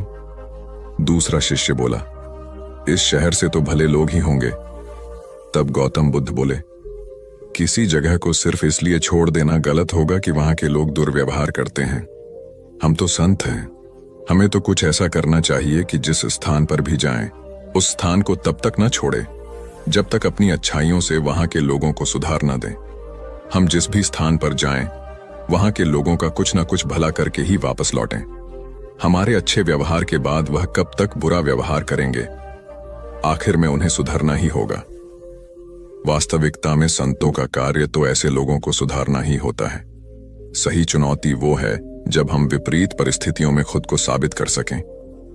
ये सभी बातें सुनकर बुद्ध के प्रिय शिष्य आनंद ने प्रश्न किया, उत्तम व्यक्ति किसे कहते हैं? इस पर बुद्ध ने जवाब दिया, जिस प्रकार युद्ध में बढ़ता हुआ हाथी चारों तरफ के तीर सहते हुए भी आगे बढ़ता जाता है, ठीक उसी तरह उत्तम व्यक्ति भी दूसरों के अपशब्दों को सहते हुए अपना कार्य करता रहता है। खुद को वश में करने वाले प्राणी से उत्तम कोई और नहीं हो सकता। गौतम बुद्ध की बात शिष्यों को अच्छी तरह से समझ में आ गई और उन्होंने वहां से जाने का इरादा त्याग दिया। एक बार गौतम बुद्ध से अभय राजकुमार ने प्रश्न किया कि क्या श्रवण गौतम कभी कठोर वचन कहते हैं? उसने सोच रखा था कि नहीं कहने पर वह बताएगा कि एक बार उन्होंने देवदत्त को नरकगामी कहा था, और यदि हां कहे तो उसने पूछा, जा सकता है कि जब आप कठोर शब्दों का प्रयोग करने से स्वयं को रोक नहीं पाते, तब दूसरों को ऐसा उपदेश कैसे देते हैं? बुद्ध ने अभय के प्रश्न का आशय जान लिया। उन्होंने कहा, इसका उत्तर न तो हाँ में दिया जा सकता है और न नहीं में। अभय की गोद में उस समय एक छोटा बालक था। उसकी ओर इशारा करते हुए बुद्ध ने पूछा, राजकुमार, यदि दाई के अनजाने में यह बालक अपने मुख में कांट का टुकड़ा डाल ले, तब तुम क्या करोगे? मैं उसे निकालने का प्रयास करूंगा। यदि वह आसानी से ना निकल सकता हो तो बाएं हाथ से उसका सिर पकड़कर दाहिने हाथ की उंगली को टेढ़ा करके उसे निकालूंगा। यदि खून निकलने लगे तो भी मेरा यही प्रयास रहेगा कि वह कांट का टुकड़ा किसी न किसी तरह बाहर निकल आए। ऐसा क्यों? इसलिए कि भंते, इसके प्रति मेरे मन में अनुकंपा है। राजकुमार, ठीक इसी तरह तथागत जिस वचन के बारे में जानते हैं कि यह मिथ्या या अनर्थकारी है और उससे दूसरों के हृदय को ठेस पहुंचती है, तब उसका वे कभी उच्चारण नहीं करते। पर इसी तरह जो वचन उन्हें सत्य और हितकारी प्रतीत होते हैं तथा दूसरों को प्रिय लगते हैं, उनका वे सदैव उच्चारण करते हैं। इसका कारण यही है कि तथागत के मन में सभी प्राणियों के प्रति अनुकंपा है। एक बार वैशाली के बाहर जाते धम्म प्रचार के लिए जाते हुए गौतम बुद्ध ने देखा कि कुछ सैनिक तेजी से भागती हुई एक लड़की का पीछा कर रहे हैं। वह डरी हुई लड़की एक कुएं के पास जाकर खड़ी हो गई। वह हाँफ रही थी और प्यासी भी थी। बुद्ध ने उस बालिका को अपने पास बुलाया और कहा कि वह उनके लिए कुएं से पानी निकाले, स्वयं भी पिए और उन्हें भी पिलाए। इतनी देर में सैनिक भी वहां पहुंच गए। बुद्ध ने उन सैनिकों को हाथ के संकेत से रुकने को कहा। उनकी बात पर वह कन्या कुछ झेंपती हुई बोली, महाराज, मैं एक अछूत कन्या हूं। मेरे कुएं से पानी निकालने पर जल दूषित हो जाएगा। बुद्ध ने उससे फिर कहा, पुत्री, बहुत जोर की प्यास लगी है, पहले तुम पानी पिलाओ। इतने में वैशाली नरेश भी वहां आ पहुंचे। उन्हें बुद्ध को नमन किया और सोने के बर्तन में केवड़े और गुलाब का सुगंधित पानी पेश किया। बुद्ध ने उसे लेने से इनकार कर दिया। बुद्ध ने एक बार फिर बालिका से अपनी बात कही। इस बार बालिका ने साहस बटोरकर कुएं से पानी निकलकर स्वयं भी पिया और गौतम बुद्ध को भी पिलाया। पानी पीने के बाद बुद्ध ने बालिका से भय का कारण पूछा। कन्या ने बताया, मुझे संयोग से राजा के दरबार में गाने का अवसर मिला था। राजा ने मेरा गीत सुन मुझे अपने गले की माला पुरस्कार में दी, लेकिन उन्हें किसी ने बताया कि मैं अछूत कन्या हूं। यह जानते ही उन्होंने अपने सिपाहियों को मुझे कैद खाने में डाल देने का आदेश दिया। मैं किसी तरह उनसे बचकर यहां तक पहुंची थी। इस पर बुद्ध ने कहा, सुनो राजन, यह कन्या अछूत नहीं है, आप अछूत हैं। जिस बालिका के मधुर कंठ से निकले गीत का आपने आनंद उठाया, उसे पुरस्कार दिया, वह अछूत हो ही नहीं सकती। गौतम बुद्ध के सामने वह राजा लज्जित ही हो सकते थे। भगवान बुद्ध देव और मनुष्यों के शास्त्र थे, परंतु सबसे पहले वह मनुष्य थे। मनुष्य बढ़कर देवता बनता है, यह प्राचीन मान्यता थी। आज भी हम मनुष्यत्व के ऊपर देवत्व की बात करते हैं, परंतु बुद्ध ने इस क्रम को पलट दिया। उन्होंने कहा, यह जो मनुष्यता है वही देवताओं का सुगति प्राप्त करना कहलाती है। देवता जब सुगति प्राप्त करता है तब वह मनुष्य बनता है। देवताओं में विलास है, राग, द्वेष, ईर्ष्या और मोह भी वहां है। निर्वाण की साधना वहां नहीं हो सकती। इसके लिए देवताओं को मनुष्य बनना पड़ता है। मनुष्यों में ही देव पुरुष का आविर्भाव होता है, जिनको देवता नमस्कार करते हैं। मानवता धर्म का उपदेश देने वाले बुद्ध स्वयं मानवता के जीते जागते रूप थे। यहां उनके जीवन से संबंधित कुछ प्रसंग दिए जाते हैं, जिनसे उनके व्यक्तित्व में बैठी हुई गहरी मानवता का दर्शन होता है। भगवान का परिनिर्वाण होने वाला है। रात का पिछला पहर है। भिक्षु उनकी शैया को घेरे बैठे हैं। बुद्ध उन्हें उपदेश दे रहे हैं, कह रहे हैं, भिक्षुओं, बुद्ध, धर्म और संघ के विषय में कुछ शंका हो तो पूछ लो। पीछे मलाल मत करना कि भगवान हमारे सामने थे, पर हम उनसे कुछ पूछ ना सके। कोई शिष्य नहीं बोलता। भगवान 3 बार कहते हैं, पर कोई भिक्षु कुछ पूछने को नहीं उठता। भगवान को शंका होती है कि कहीं वे उनके गौरव का विचार करके पूछने में संकोच तो नहीं कर रहे। इसलिए वह कहते हैं, शायद भिक्षुओं, तुम मेरे गौरव के कारण नहीं पूछ रहे। जैसे मित्र मित्र से पूछता है, वैसे तुम मुझसे पूछो। बुद्ध अपने शिष्यों की समान भूमिका पर आ जाते हैं। उनकी यह विनम्रता मनुष्य धर्म की आधार भूमि है। बुद्ध ने अपने को भिक्षुओं का कल्याण मित्र कहा है, जो उनकी मानवीय सहृदयता और विनम्रता को सूचित करता है। एक दूसरा दृश्य भी उसी समय का है। चंद करमार पुत्र के यहाँ बुद्ध ने अंतिम भोजन किया था। उसके बाद ही उन्हें खून गिरने की कड़ी बीमारी हो गई थी, जो उनके शरीरांत का कारण बनी। बुद्ध को उसके हृदय का बड़ा ध्यान था। भक्त उपासक को यह अफसोस हो सकता था कि उसका भोजन करके ही भगवान का शरीर छूट गया। इसलिए आखिरी सांस लेने से पहले उन्होंने आनंद को आदेश दिया, आनंद, चंद करमार पुत्र की इस चिंता को दूर करना और कहना, आयुष्मान, तूने बड़ा लाभ कमाया कि मेरे भोजन को करके तथागत परिनिर्वाण को प्राप्त हुए। जिसके हृदय में अगाध करुणा थी, वह ऐसा क्यों न कहता। जिस रात को बुद्ध का परिनिर्वाण हुआ, आधी रात के समय सुभद्र नाम का एक परिव्राजक आया। उसके मन में कुछ शंकाएं थीं। आनंद ने उसे यह कहकर रोक दिया, उन्हें हैरान मत करो, वह थके हुए हैं। भगवान ने आनंद की बात सुन ली। उन्होंने आनंद से कहा, नहीं आनंद, सुभद्र को मना मत करो, मेरे पास आने दो। वह परम ज्ञान की इच्छा से पूछना चाहता है, हैरान करने की उसकी इच्छा नहीं है। पूछने पर जो मैं उसे कहूंगा वह उसे जल्दी ही समझ लेगा। मध्य रात्रि में, उस अवस्था में सुभद्र की तथागत से उपदेश सुनने का सौभाग्य मिल गया। एक बड़ी दुखियारी स्त्री थी। पति, पुत्र, परिवार सब उसका नष्ट हो गया था। मारे दुख के वह पागल हुई फिरती थी। कपड़े पहनने का भी उसे होश न था। उसका नाम पटाचार था। एक दिन घूमते हुए वह बुद्ध के पास जैतवन आराम में आ गई। उस नंगी स्त्री को देखकर लोगों ने कहा, यह पागल है, इसे इधर मत आने दो। बुद्ध ने कहा, इसे मत रोको। जैसे ही वह पास आई, बुद्ध ने कहा, भगिनी, स्मृति लाभ कर। स्त्री को कुछ होश आया। लोगों ने उस पर कपड़े डाल दिए जिन्हें उसने ओढ़ लिया। स्त्री फूट फूट कर रोने लगी। बुद्ध ने अपने उपदेशामृत से उसके शोक को दूर कर दिया। बुद्ध का एक भिक्षु शिष्य था वक्कली। वह एक बार बीमार पड़ गया। उसने अपने एक साथी भिक्षु के द्वारा भगवान का दर्शन करने की अपनी इच्छा उन तक पहुंचवाई। भगवान उसकी इच्छा पूरी करने उसके पास गए। दूर से भगवान को आता देखकर वक्कली उनका सम्मान करने और उनको आसन देने के लिए चारपाई से उठने की चेष्टा करने लगा। भगवान ने उसे यह कहकर रोक दिया कि अलग आसन तैयार है, उसके हिलने डुलने की आवश्यकता नहीं है, और वह बिछे आसन पर बैठ गए। वक्कली ने उसकी वंदना करते हुए कहा, आपके दर्शन की मेरी बड़ी इच्छा थी, आपने कृपा करके उसे पूरा कर दिया। बुद्ध ने कोमल स्वर में कहा, वक्कली शांत हो जा, तेरी जैसी गंदी काया है वैसी ही मेरी है। वक्कली, इस गंदी काया को देखने से क्या लाभ? जो धर्म को देखता है वह मुझे देखता है, जो मुझे देखता है वह धर्म को देखता है। भगवान बुद्ध गृहस्थों के प्रति बड़ी सहानुभूति रखते थे। एक बार सुप्रवासा नामक स्त्री के बच्चा होने वाला था और वह असहा वेदना से पीड़ित थी। उसने अपने पति के द्वारा बुद्ध के चरणों में प्रणाम अर्पित करवाया। भगवान ने उसे आशीर्वाद देते हुए कहा, कोलिय पुत्री सुप्रवास, सुखी हो जाए, चंगी हो जाए। सुखी और चंगी होकर बिना किसी कष्ट के वह पुत्र प्रसव करे। ब्राह्मणों के साथ भी उनकी पूरी सहानुभूति थी, जैसे कि विश्व के सभी प्राणियों के साथ उनकी पूरी सहानुभूति थी। बावरी नामक ब्राह्मण के एक शिष्य ने जब अपने गुरु की ओर से भगवान के चरणों में प्रणाम निवेदन किया तो भगवान ने आशीर्वाद देते हुए कहा, शिष्यों सहित बावरी ब्राह्मण सुखी हो। माणवक, तुम भी सुखी हो, चिरजीवी हो।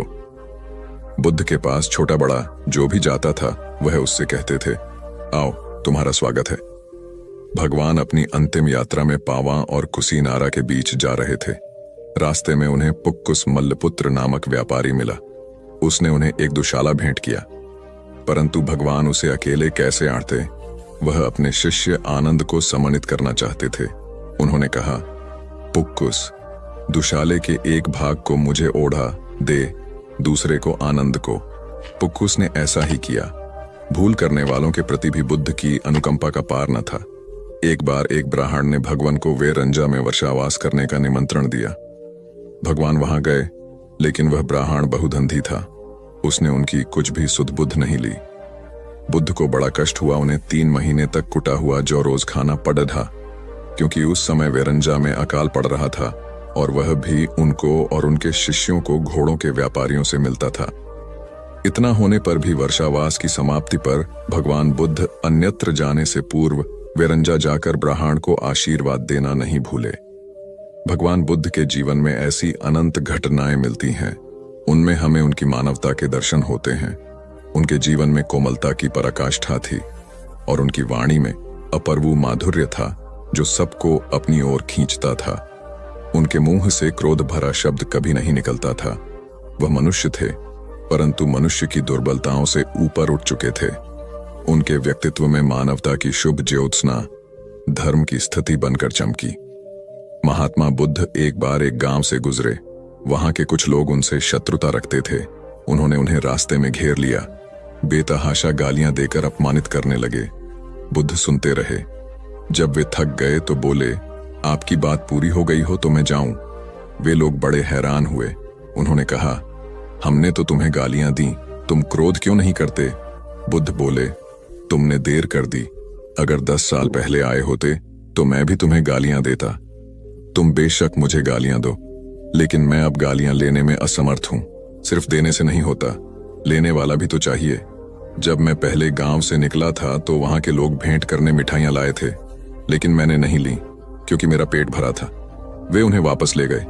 बुद्ध ने थोड़ा रुककर कहा, जो लोग मिठाइयां ले गए उन्होंने मिठाइयों का क्या किया होगा? एक व्यक्ति बोला, अपने बच्चों, परिवार और चाहने वालों में बांटी होंगी। बुद्ध बोले, तुम जो गालियां लाए हो उन्हें मैंने नहीं लिया, क्या तुम इन्हें भी अपने परिवार और चाहने वालों में बांटोगे? बुद्ध के सारे विरोधी शर्मिंदा हुए और वे बुद्ध के शिष्य बन गए। एक बार महात्मा बुद्ध किसी गांव में गए।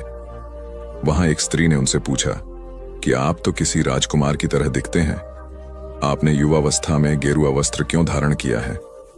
बुद्ध ने उत्तर दिया कि मैंने 3 प्रश्नों के हल ढूंढने के लिए संन्यास लिया है। बुद्ध ने कहा, हमारा शरीर युवा और आकर्षक है, लेकिन यह वृद्ध होगा, फिर बीमार होगा और अंत में यह मृत्यु को प्राप्त हो जाएगा। मुझे वृद्धावस्था, बीमारी और मृत्यु के कारण का ज्ञान प्राप्त करना है। बुद्ध की बात सुनकर स्त्री बहुत प्रभावित हो गई और उसने उन्हें भोजन के लिए आमंत्रित किया। जैसे ही ये बात गांव के लोगों को मालूम हुई तो सभी ने बुद्ध से कहा कि वे उस स्त्री के यहां न जाएं, क्योंकि वह स्त्री चरित्रहीन है। बुद्ध ने गांव के सरपंच से पूछा कि क्या यह बात सही है। सरपंच ने भी गांव के लोगों की बात में सहमति जताई। तब बुद्ध ने सरपंच का एक हाथ पकड़कर कहा कि अब ताली बजाकर दिखाओ। इस पर सरपंच ने कहा कि यह असंभव है, एक हाथ से ताली नहीं बज सकती। बुद्ध ने कहा कि ठीक इसी प्रकार कोई स्त्री अकेले ही चरित्रहीन नहीं हो सकती है। यदि इस गांव के पुरुष चरित्रहीन नहीं होते तो वह स्त्री भी चरित्रहीन नहीं होती। गांव के सभी पुरुष बुद्ध की ये बात सुनकर शर्मिंदा हो गए। भगवान गौतम बुद्ध अपने शिष्यों को किसी न किसी माध्यम से शिक्षा देते रहते थे। एक बार महात्मा बुद्ध जब अपने शिष्यों को शिक्षा दे रहे थे तो उन्होंने हाथ में एक रस्सी पकड़कर उसमें बहुत सी गांठें दी। उसके पश्चात महात्मा बुद्ध ने वहां पर उपस्थित शिष्यों से प्रसन्न पूछा, क्या यह रस्सी वैसी ही है जैसी गांठें लगाने से पहले थी? एक शिष्य ने महात्मा बुद्ध के प्रश्न का उत्तर दिया। वह कहने लगा कि गुरुजी, एक दृष्टिकोण से देखें तो यह रस्सी वैसी ही है जैसी पहले थी, लेकिन अगर दूसरे दृष्टिकोण से देखें तो रस्सी में 3 गांठें पड़ चुकी हैं। इसलिए देखने में इसका स्वरूप कुछ बदल चुका है, लेकिन एक सत्य यह भी है कि बाहर से देखने पर चाहे इसका स्वरूप बदल चुका है, लेकिन भीतर से इसके बुनियादी रूप से यह पहले के जैसी ही है। शिष्य का उत्तर सुनकर महात्मा बुद्ध संतुष्ट हो गए। उसके पश्चात महात्मा बुद्ध ने कहा, मैं रस्सी की इन गांठों को खोल देता हूं। महात्मा बुद्ध रस्सी के दोनों सिरों को पूरी ताकत से खींचने लगे। फिर उन्होंने शिष्यों से प्रश्न किया कि क्या इससे गांठें खुल जाएंगी? इस शिष्य ने तुरंत उत्तर दिया, नहीं नहीं, इससे तो गांठें और अधिक कस जाएंगी। यह सुनकर महात्मा बुद्ध ने पुनः एक प्रश्न किया, इन गांठों को खोलने का क्या समाधान होना चाहिए? शिष्य तुरंत बोला, गुरुजी, हमें इन गांठों को ध्यान से देखना चाहिए कि इसकी गांठें कैसे लगाई गई हैं। उसके पश्चात इनको खोलने का प्रयत्न करना चाहिए। शिष्य का उत्तर सुनकर महात्मा बुद्ध मुस्कुराते हुए बोले कि जीवन का यही सूत्र मैं आप लोगों को समझाना चाहता हूं। आप जीवन में जब कभी भी किसी समस्या में फंसे तो सबसे पहले उस समस्या का कारण ढूंढें और फिर उसका निवारण करें। व्यवहारिक जीवन में लोग समस्या का कारण जाने बिना ही उसका समाधान ढूंढने की कोशिश करते हैं, जिस कारण उनको उचित परिणाम नहीं मिल पाता। महात्मा बुद्ध शिष्य को कहने लगे कि बहुत से लोग मुझसे पूछते हैं कि आपने क्रोध को कैसे समाप्त करें, लेकिन कभी किसी ने यह नहीं पूछा कि मुझे क्रोध क्यों आता है। ऐसे ही लोग मुझसे पूछते हैं कि अहंकार को कैसे समाप्त करूं, लेकिन कोई यह जानने की कोशिश नहीं करता कि आखिर अहंकार का बीज उनके अंदर कैसे उत्पन्न हुआ। जैसे रस्सी में गांठें लगाने के बाद भी उसका वास्तविक स्वरूप नहीं बदलता, वैसे ही व्यक्ति में चाहे जैसे भी अवगुण पैदा हो जाए, उसके अंदर की अच्छाई कभी समाप्त नहीं होती। जैसे हम धैर्य से रस्सी की गांठों को ध्यान से देखकर खोल सकते हैं, वैसे ही जीवन में आने वाले विकारों और समस्याओं का हल हम ढूंढ सकते हैं। अगर जीवन में किसी भी तरह की कोई समस्या उत्पन्न हुए हैं तो उसके कारण को ध्यान से समझने पर उसका निवारण भी स्वतः मिलने लगते हैं। दुनिया में जो तरक्की हो रही है या देश में कोई तरक्की करता है तो उसे जरूर देखना चाहिए, चाहे घर की टीम हो या बाहरी लोगों को मिलाकर बनाई हुई हो। जहां जहां अच्छे समूह बन गए वहां वहां तरक्की हो गई, ऐसा ही देखा गया है। आपके आसपास जितने लोग तरक्की पसंद हैं वो मिलकर ही काम करते होंगे, उनका टीम वर्क अच्छा होगा। एक परिवार था, वो गरीब था, खाने को कुछ नहीं था। काफी सोचा कि काम मिले, मगर काम नहीं मिला। 2 बच्चे थे, बीबी थी। एक दिन उन्हें विचार आया कि इस गांव में काम मिलना मुश्किल है, चलो कहीं और चलते हैं। इस इरादे से वे एक दिन गांव छोड़कर चल दिए। रात का समय था, रास्ता भी जंगली था। सोचा वृक्ष के नीचे रात गुजारी जाए। आदमी ने अपने एक लड़के को लकड़ी चुनने तथा दूसरे को पानी लाने के लिए भेज दिया तथा बीवी को चूल्हा बनाने के लिए कहा और उसने जगह साफ कर दी। चारों ने अपने अपने काम कर लिए। चूल्हा जलाया गया, पानी गर्म होने लग गया। वृक्ष के ऊपर हंस रहता था। वो सोचने लगा, ये कैसा मूर्ख है, इन्होंने चूल्हा तो जला दिया मगर इनके पास पकाने को तो है ही नहीं कुछ भी। हंस ने उनसे पूछा, तुम्हारे पास पकाने को क्या है? वो आदमी बोला, तुझे मार के खाएंगे। हंस बोला, मुझे क्यों मारोगे? आदमी बोला, हमारे पास न पैसा है और न ही सामान, तो क्या करें? हंस सोच में पड़ गया। इन्होंने चूल्हा भी जला लिया है, सब कर्मशील हैं, मुझे तो ये खा ही जाएंगे। तो हंस बोला, अगर मैं आपको धन दे दूं तो मुझे छोड़ दोगे? घर का स्वामी बोला, हाँ छोड़ देंगे। हंस कहने लगा, मेरे साथ चलो, मैं तुम्हें धन देता हूं। हंस उनको थोड़ी दूर ले गया और चोंच से इशारा किया और कहा कि यहां से निकाल लो। उन्होंने गड्ढा खोदा और वहां से धन निकाल लिया। हंस का धन्यवाद करके वापस अपने गांव आ गए और एक ही दिन में खूब मौज से रहने लग गए। अब उनके घर में किसी चीज की कमी नहीं थी। पड़ोसी ने देखा कि इस परिवार के पास ऐसी कौन सी चीज आ गई जो इनके पास इतना कुछ आ गया। उसने छोटे लड़के को बुलाकर सारी बात पूछ ली कि पैसा कहां से आया है। उनके भी 2 बच्चे थे, उन्होंने भी ऐसी योजना बनाई और चल दिए। उन्होंने उसी वृक्ष के नीचे डेरा लगा लिया। आदमी ने अपने बड़े लड़के को कहा, लकड़ी लाओ तथा छोटे लड़के को पानी लाने के लिए कहा, परंतु दोनों आनाकानी करने लगे। बीबी ने भी कहा कि मैं थक चुकी हूं। जैसे जैसे पानी लकड़ी इकट्ठी हो गई और पानी गर्म होने लगा, हंस फिर आया और बोला, तुम्हारे पास खाने को तो नहीं है तो फिर पानी गर्म कर रहे हो? आदमी बोला, तुझे मारकर खाएंगे। हंस मुस्कुरा उठा और बोला, मारने वाले तो 3 दिन पहले आए थे, तुम अपना समय खराब मत करो, घर जाओ, तुम मुझे क्या मरोगे, तुम तो आपस में ही लड़ रहे हो। जिन्होंने दूसरों को जितना होता है वे खुद नहीं लड़ते। संसार का नियम भी ऐसा ही है। जिन लोगों ने तरक्की करनी है वे मिलकर चलते हैं और आज भी संसार में उनका ही बोल बाला है। जो आपसी तालमेल में रहते हैं वे ही समाज रूपी हंस को जीत सकते हैं। एक बार अकबर ने बीरबल से कहा, मुझे परमात्मा दिखा दो। राजा का हुक्म था। बीरबल बहुत परेशान था कि परमात्मा को कैसे राजा को दिखाए। इसी विचार को लेकर बीरबल छुट्टी पर चला गया और उदास रहने लगा। एक दिन परिवार में चर्चा हुई। उदासी का कारण पूछा गया तो बीरबल ने बता दिया कि राजा ईश्वर के दर्शन करना चाहते हैं। बीरबल का बेटा बोला, कल सुबह मुझे आप साथ ले जाएं, मैं अपने आप राजा को दर्शन करा दूंगा। दूसरे दिन सुबह बीरबल और लड़का दरबार में पहुंचे और राजा को कहा, मेरा लड़का आपके प्रश्न के उत्तर का समाधान करेगा। राजा ने सोचा, यह लड़का क्या समाधान करेगा? लड़का बोला, इस वक्त मैं आपका गुरु हूं, मुझे उचित स्थान दिया जाए। राजा ने सोचा, बात तो ठीक कह रहा है, मैंने तो प्रश्न किया है, समाधान करने वाला गुरु समान होता है। राजा ने लड़के के लिए अपने साथ थोड़ा ऊंचा स्थान दिया। लड़का बोला, महाराज एक दूध का कटोरा मंगाओ। राजा ने दूध का कटोरा मंगाया। लड़का बोला, महाराज इस दूध में घी है? राजा बोला, हाँ है। लड़का बोला, पहले मुझे आप उसका दर्शन कराओ। राजा बोला, तू मूर्ख है, घी के दर्शन ऐसे थोड़े होते हैं।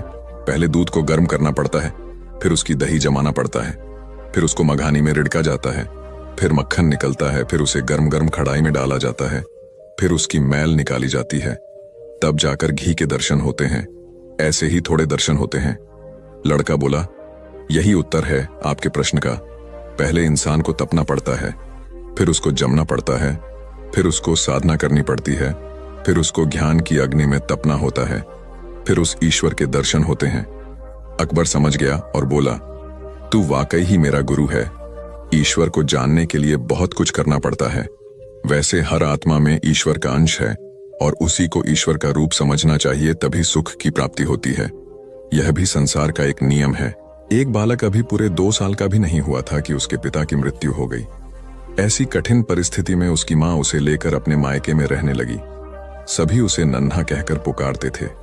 छोटे से कद का बालक शारीरिक रूप से दुर्बल था, किंतु मानसिक रूप से अत्यंत मेधावी। उसे जो कुछ भी कहा या सिखाया जाता वह बड़े मनोयोग से उसे ग्रहण करता था। धीरे धीरे दिन बीतते गए और बालक 6 वर्ष का हो गया।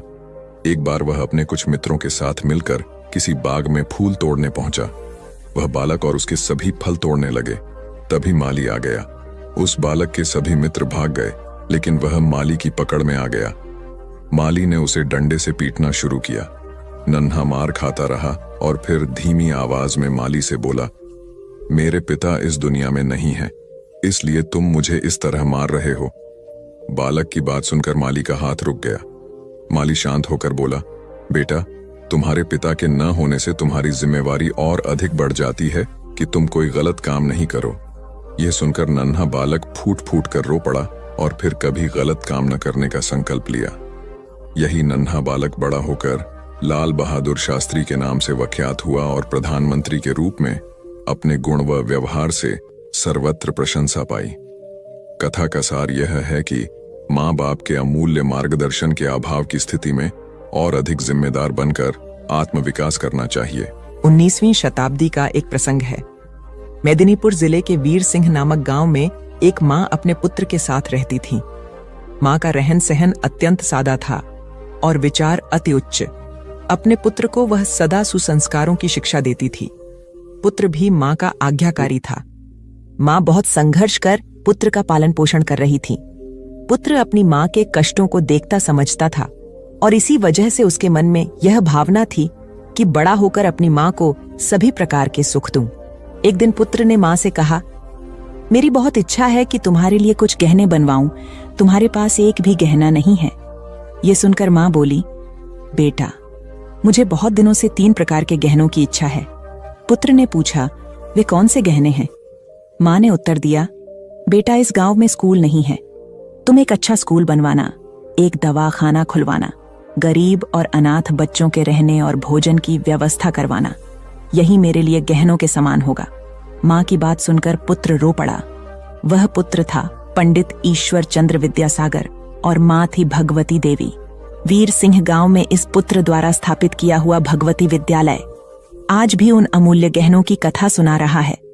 कथा का सार यह है कि स्वयं की सज्जा से अधिक समाज को संवारने की कामना ही मनुष्य को मनुष्यत्व प्रदान करती है और ऐसी मनुष्यता से भरा समाज एक सुसंस्कृत राष्ट्र की परिकल्पना को साकार करता है। एक महात्मा बड़े ज्ञानी थे। वे प्रायः अपने शिष्यों को रामायण, महाभारत और गीता ग्रंथों की अच्छी बातें बताकर उन्हें आचरण में उतारने का आग्रह करते थे।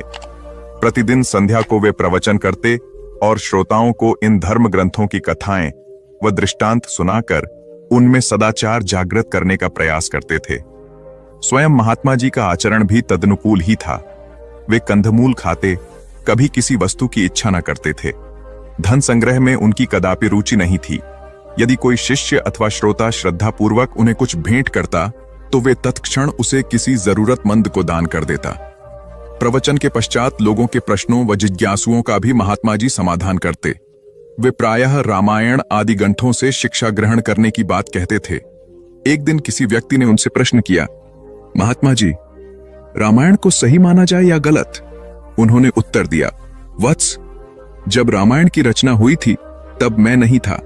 राम जी वन में विचरण कर रहे थे, तब भी मेरा अता पता नहीं था, इसलिए मैं नहीं बता सकता कि रामायण सही है या गलत। मैं तो सिर्फ इतना बता सकता हूं कि इसके अध्ययन एवं इससे मिलने वाली शिक्षा से सुधर कर मैं आज इस स्थिति में हूं। चाहो तो तुम भी इसका प्रयोग कर अपना जीवन बेहतर बना सकते हो। सार यह है कि धर्म ग्रंथ व नीति ग्रंथ तर्क का विषय नहीं होते, उनमें सतोमुखी जीवन के तत्व होते हैं। अतः उनसे अपने जीवन को सार्थकता देने की शिक्षा ग्रहण करनी चाहिए, न कि उन्हें तर्क की कसौटी पर कसना चाहिए। उपन्यासकार डा क्रोनिन अत्यंत निर्धन थे। पुस्तकों की रॉयल्टी या तो प्रकाशक हड़प जाते अथवा क्रोनिन को उनके हक से कम 2 क्रोनिन बहुत सीधे थे। प्रकाशकों से लड़ाई कर अपना हक लेना उन्हें नहीं आता था। अतः गरीबी में उनका जीवन बीत रहा था। इसी गरीबी में जैसे तैसे उन्होंने चिकित्सा की पढ़ाई पूर्ण की और डॉक्टर बन गया। जब वे चिकित्सा के क्षेत्र में आए तो कुछ लोगों ने उन्हें इसके जरिए पैसा कमाने का तरीका बताया। वे लोगों की बातों में आकर मरीज से मोटी फीस वसूलने लगे। वे किसी भी निधन पर दया नहीं करता और पूरा चिकित्सा खर्च लेते। यह देखकर क्रोनिन की पत्नी बहुत दुखी हुई। वे अत्यंत दयालु थीं। पति की गरीबों के साथ यह निर्दय देख एक दिन वे बोली, हम गरीब ही ठीक थे, हमसे कम दिल में दया तो थी। उस दया को खोकर तो हम कंगाल हो गए, अब मनुष्य ही नहीं रहे। पत्नी की मर्मस्पर्शी बात सुनकर डा कोर्निन को आत्माबोध हुआ और उन्होंने अपनी पत्नी से कहा, तुम सच कह रही हो। व्यक्ति धन से नहीं, मन से धनी होता है। तुमने सही समय पर सही राह दिखाई, अन्यथा हम अमानवीयता की गहरी खाई में गिर जाते तो कभी उठ ही नहीं पाते। कथा का निहितार्थ यह है कि जब मनुष्य अपनी मानवीयता की मूल पहचान से डिगने लगता है तो सामाजिक नैतिकता तो खंडित होती ही है, वह स्वयं भी भीतर खोखला हो जाता है, क्योंकि ऐसा उनकी पवित्र संस्कारशीलता बलि चढ़ चुकने के बाद ही होता है। बौद्ध धर्म का व्यापक प्रचार प्रसार हो चुका था। अनेक बौद्ध मठ स्थापित हो चुके थे। सभी मठों में योग्य आचार्य व कुलपित की नियुक्ति की जानी थी ताकि वे बौद्ध धर्म के समुचित प्रसार में अपनी महती भूमिका निभा सकें। आचार्य व कुलपति की नियुक्ति में उनके ज्ञान और विवेक के अतिरिक्त उनकी परहित रुचि को भी विशेष रूप से परखा जाता था, क्योंकि मठ सामूहिक हितों को प्रमुखता देते थे। एक बड़े बौद्ध मठ के लिए योग्य कुलपति की नियुक्ति उन दिनों चर्चा का विषय थी। उस बौद्ध मठ के आचार्य ज्ञान और विवेक के धनी मोदगल्यायन थे। कुलपति पद के लिए 3 उम्मीदवार थे और तीनों ही योग्य थे, किंतु चुनाव तो एक का ही करना था। अतः तीनों की परीक्षा लेने के लिए तीनों को जंगल में भेजा गया। आचार्य मोदगल्यायन उनकी परीक्षा लेने के लिए पहले ही जंगल में पहुंच गए। उन्होंने मार्ग में कांटे बिछा दिए। संध्या होने तक तीनों उम्मीदवार भी वहां आ पहुंचे। मार्ग में कांटे देखकर तीनों रुके। एक ने कुछ सोचकर अपना रास्ता बदल लिया, दूसरे ने कांटों पर से कूदकर रास्ता पार किया, तीसरा मार्ग से कांटे हटाने लगा ताकि मार्ग दूसरों के लिए निष्कंटक बन जाए। आचार्य मोदगल्यायन ने छुपकर यह देखा। यह सब देखकर आचार्य मोदगल्यायन ने इस तीसरे उम्मीदवार को यह कहते हुए कुलपित घोषित किया कि मठ में सत्प्रवृत्तियों को परंपरा वही डाल सकेगा जो सभी का ध्यान रख सके और अपने आचरण से प्रेरणा देने की क्षमता रखता हो। कथा का सार यह है कि निजी हितों पर सामूहिक हितों को वरीयता देने वाला ही सच्चा नेतृत्व करता होता है। एक गुरु और शिष्य तीर्थाटन हेतु जा रहे थे। चलते चलते शाम घिर आई तो दोनों एक पेड़ के नीचे रात्रि विश्राम के लिए रुक गए। गुरुजी रात्रि में मात्र 3-4 घंटे ही सोते थे, इसलिए उनकी नींद जल्दी पूर्ण हो गई। वे शिष्य को जगाए बिना दैनिक कार्यों से निवृत्त हो पूजा पाठ में लग गए। इसी बीच उन्होंने एक विषधर सर्प को अपने शिष्य की ओर जाते देखा। चूंकि गुरुजी पशु पक्षियों की भाषा समझते थे, इसलिए उन्होंने सर्प से प्रश्न किया, सोए हुए मेरे शिष्य को डसने का प्रयोजन है? सर्प ने उत्तर दिया, महात्मन, आपके शिष्य ने पूर्व जन्म में मेरी हत्या की थी। मुझे उससे बदला लेना है। अकाल मृत्यु होने पर मुझे सर्प योनि मिली है। मैं आपके शिष्य को डसकर उसे भी अकाल मृत्यु दूंगा। क्षण भर विचार के उपरांत गुरुजी बोले, मेरा शिष्य अत्यंत सदाचारी व होनहार होने के साथ ही अच्छा साधक भी है। फिर तुम उसे मरकर विश्व को उसके ज्ञान और प्रतिभा से क्यों वंचित कर रहे हो? स्वयं भी इस कार्य से मुक्ति नहीं मिलेगी।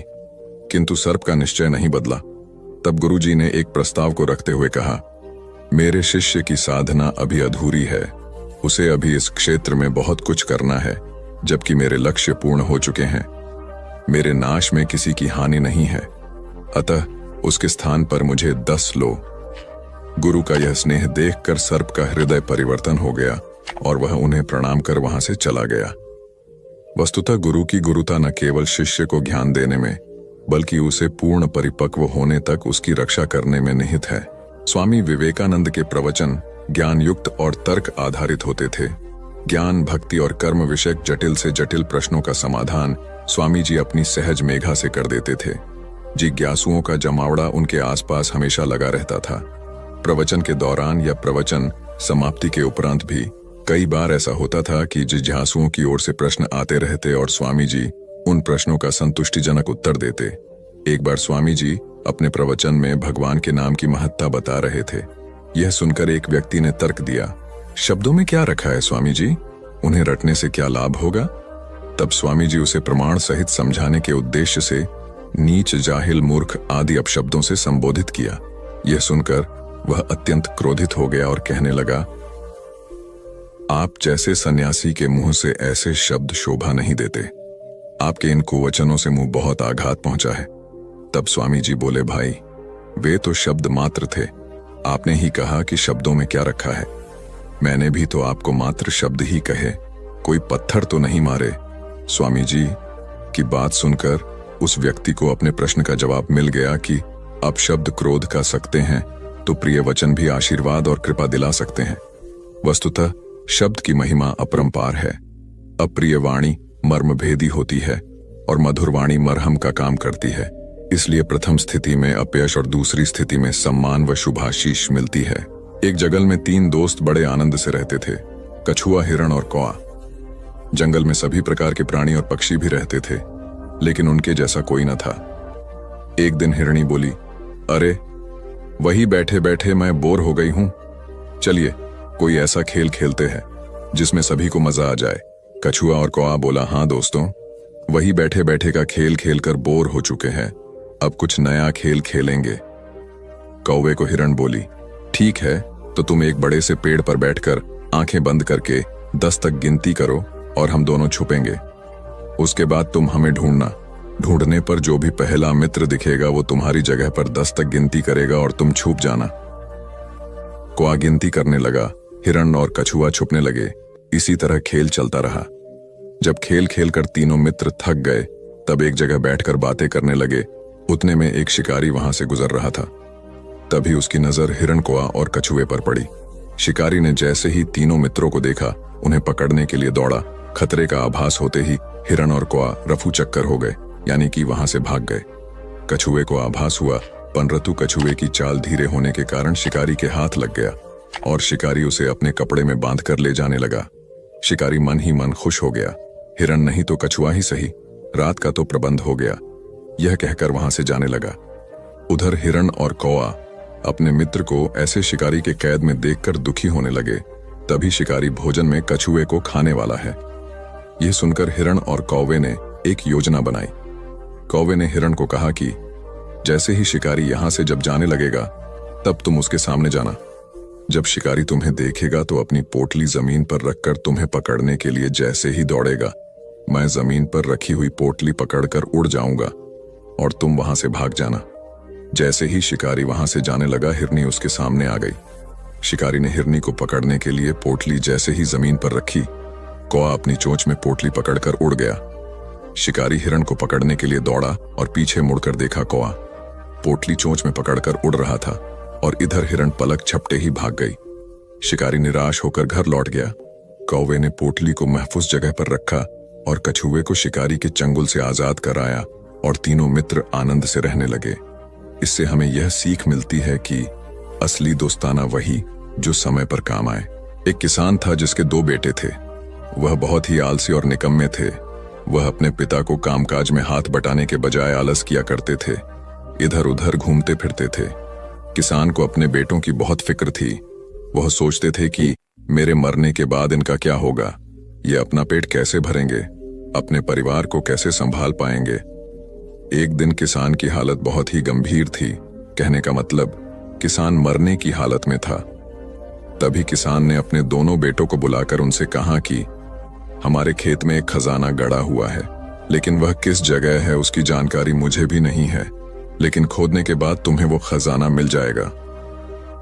इतना कहकर किसान भगवान को प्यारे हो गए। खजाने की खबर सुनकर दोनों बेटों के मन में लालच आ गया और वो दोनों खेत पर चले गए और खेत को खोदने लगे। खजाने के लालच में कुछ ही दिनों में पूरे खेत को खोदने के बाद वह घर जाकर बैठ गए और वह अपने पिता को कोसने लगे। इसी तरह कुछ महीने बीत गए और वर्षा ऋतु का आगमन हुआ। किसान के बेटों के पास पेट भरने के लिए सिर्फ एक ही जरिया था, वो थी खेती। तब बाकी किसानों की तरह किसान के बेटों ने खेत में बीज बोने शुरू कर दिए। वर्षा का पानी पाकर वह बीज अंकुरित हुए और देखते ही देखते खेत लहराने लगे। ऐसा लग रहा था कि हवा के झोंके से लहरा रहे थे। यह देखकर किसान के बेटे बहुत खुश हो गए। उनको समझ आ गया कि परिश्रम ही सच्चा धन होता है और वो उसी तरह से अपने पिता के शब्दों का मोल भी समझ गए और अपने कामकाज में लग गए। यही कहानी आज हम सबकी भी है।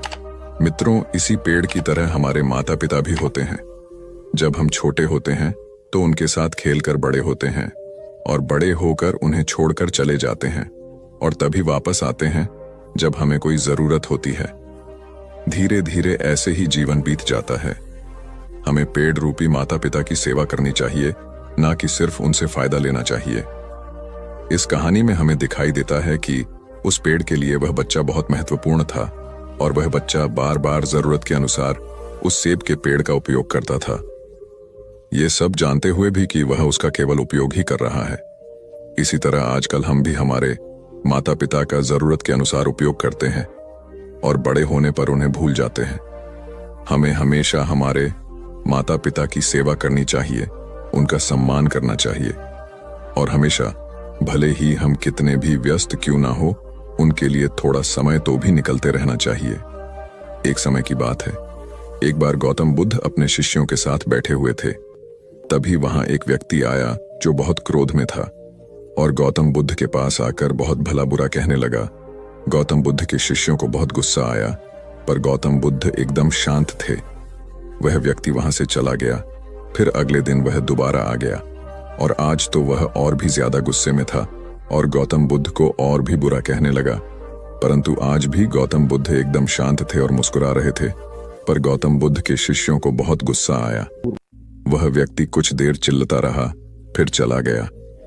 अगले दिन वह व्यक्ति फिर आया और आज तो हद ही कर दी उसने।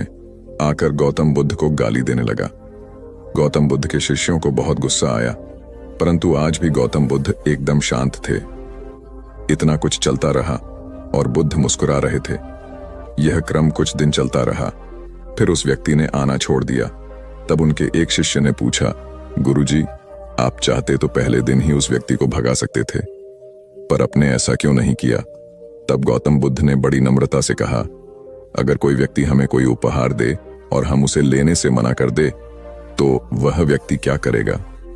शिष्य ने कहा, वह व्यक्ति अपना उपहार लेकर लौट जाएगा। तब गौतम बुद्ध ने कहा, मैंने भी ऐसा ही किया। उस व्यक्ति ने मुझे उपशब्द रूपी उपहार दिया, मैंने उसे लेने से मना कर दिया, मतलब उस पर कोई भी प्रतिक्रिया नहीं दी, तो व्यक्ति अपने वह अपशब्द वापस लेकर लौट गया। एक व्यक्ति की 3 साल की बेटी थी।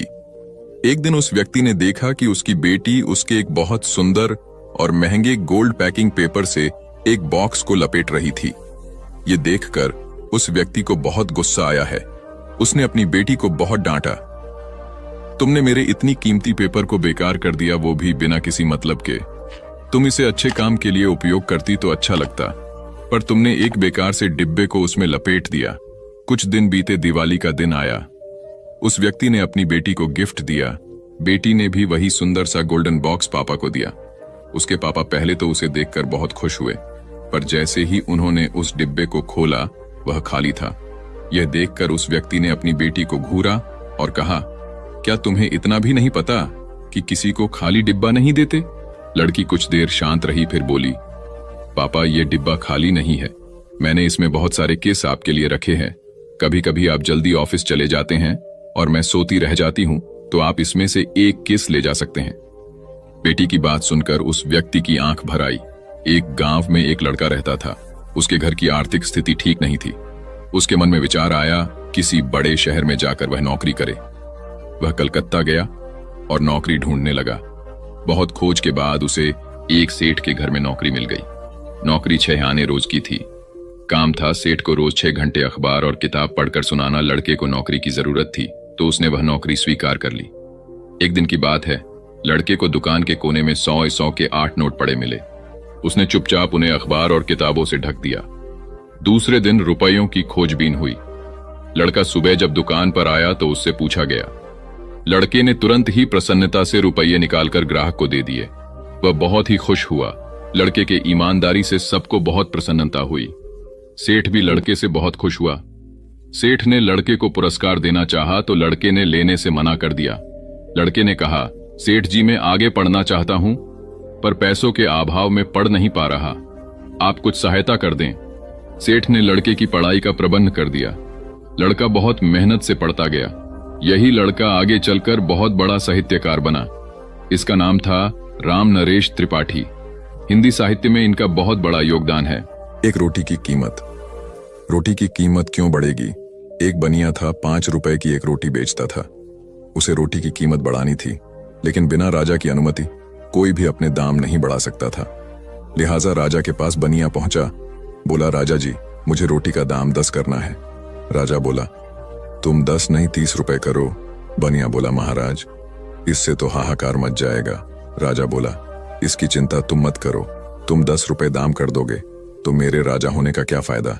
तुम अपना फायदा देखो और 30 रुपए दाम कर दो। अगले दिन बनिए ने रोटी का दाम बढ़ाकर 30 रुपए कर दिया। शहर में हाहाकार मच गया। तभी सभी जनता राजा के पास पहुंचे। बोले, महाराज, ये बनिया अत्याचार कर रहा है, 5 की रोटी 30 में बेच रहा है। राजा ने अपने सिपाहियों को बोला, उस गुस्ताख बनिए को मेरे दरबार में पेश करो। बनिया जैसे ही दरबार में पहुंचा, राजा ने गुस्से में कहा, गुस्ताख, तेरी ये मजाल, तूने बिना मुझसे पूछे कैसे दाम बढ़ा दिया। ये जनता मेरी है, तू इन्हें भूखा मारना चाहता है। राजा ने बनिए को आदेश दिया, तुम रोटी कल से आधे दाम में बेचोगे, नहीं तो तुम्हारा सर कलम कर दिया जाएगा। राजा का आदेश सुनते ही पूरी जनता ने जोर से बोला, महाराज की जय हो, महाराज की जय हो, महाराज की जय हो। नतीजा सुनिए, अगले दिन से 5 की रोटी 15 में बिकने लगी। अब जनता भी खुश, बनिया भी खुश और राजा भी खुश। एक बार की बात है, यूनानी राजा मिडास था। वह बहुत अमीर था और उसके पास बहुत सारा सोना था। उसकी एक बेटी थी जिसे वह बहुत प्यार करता था। एक दिन मिडास को एक फरिश्ता मिला जिसे मदद की जरूरत थी। उसने उसकी मदद की और बदले में वह एक इच्छा देने को तैयार हो गई। मिडास की इच्छा थी कि वह जिस चीज को छुए वह सोना बन जाए।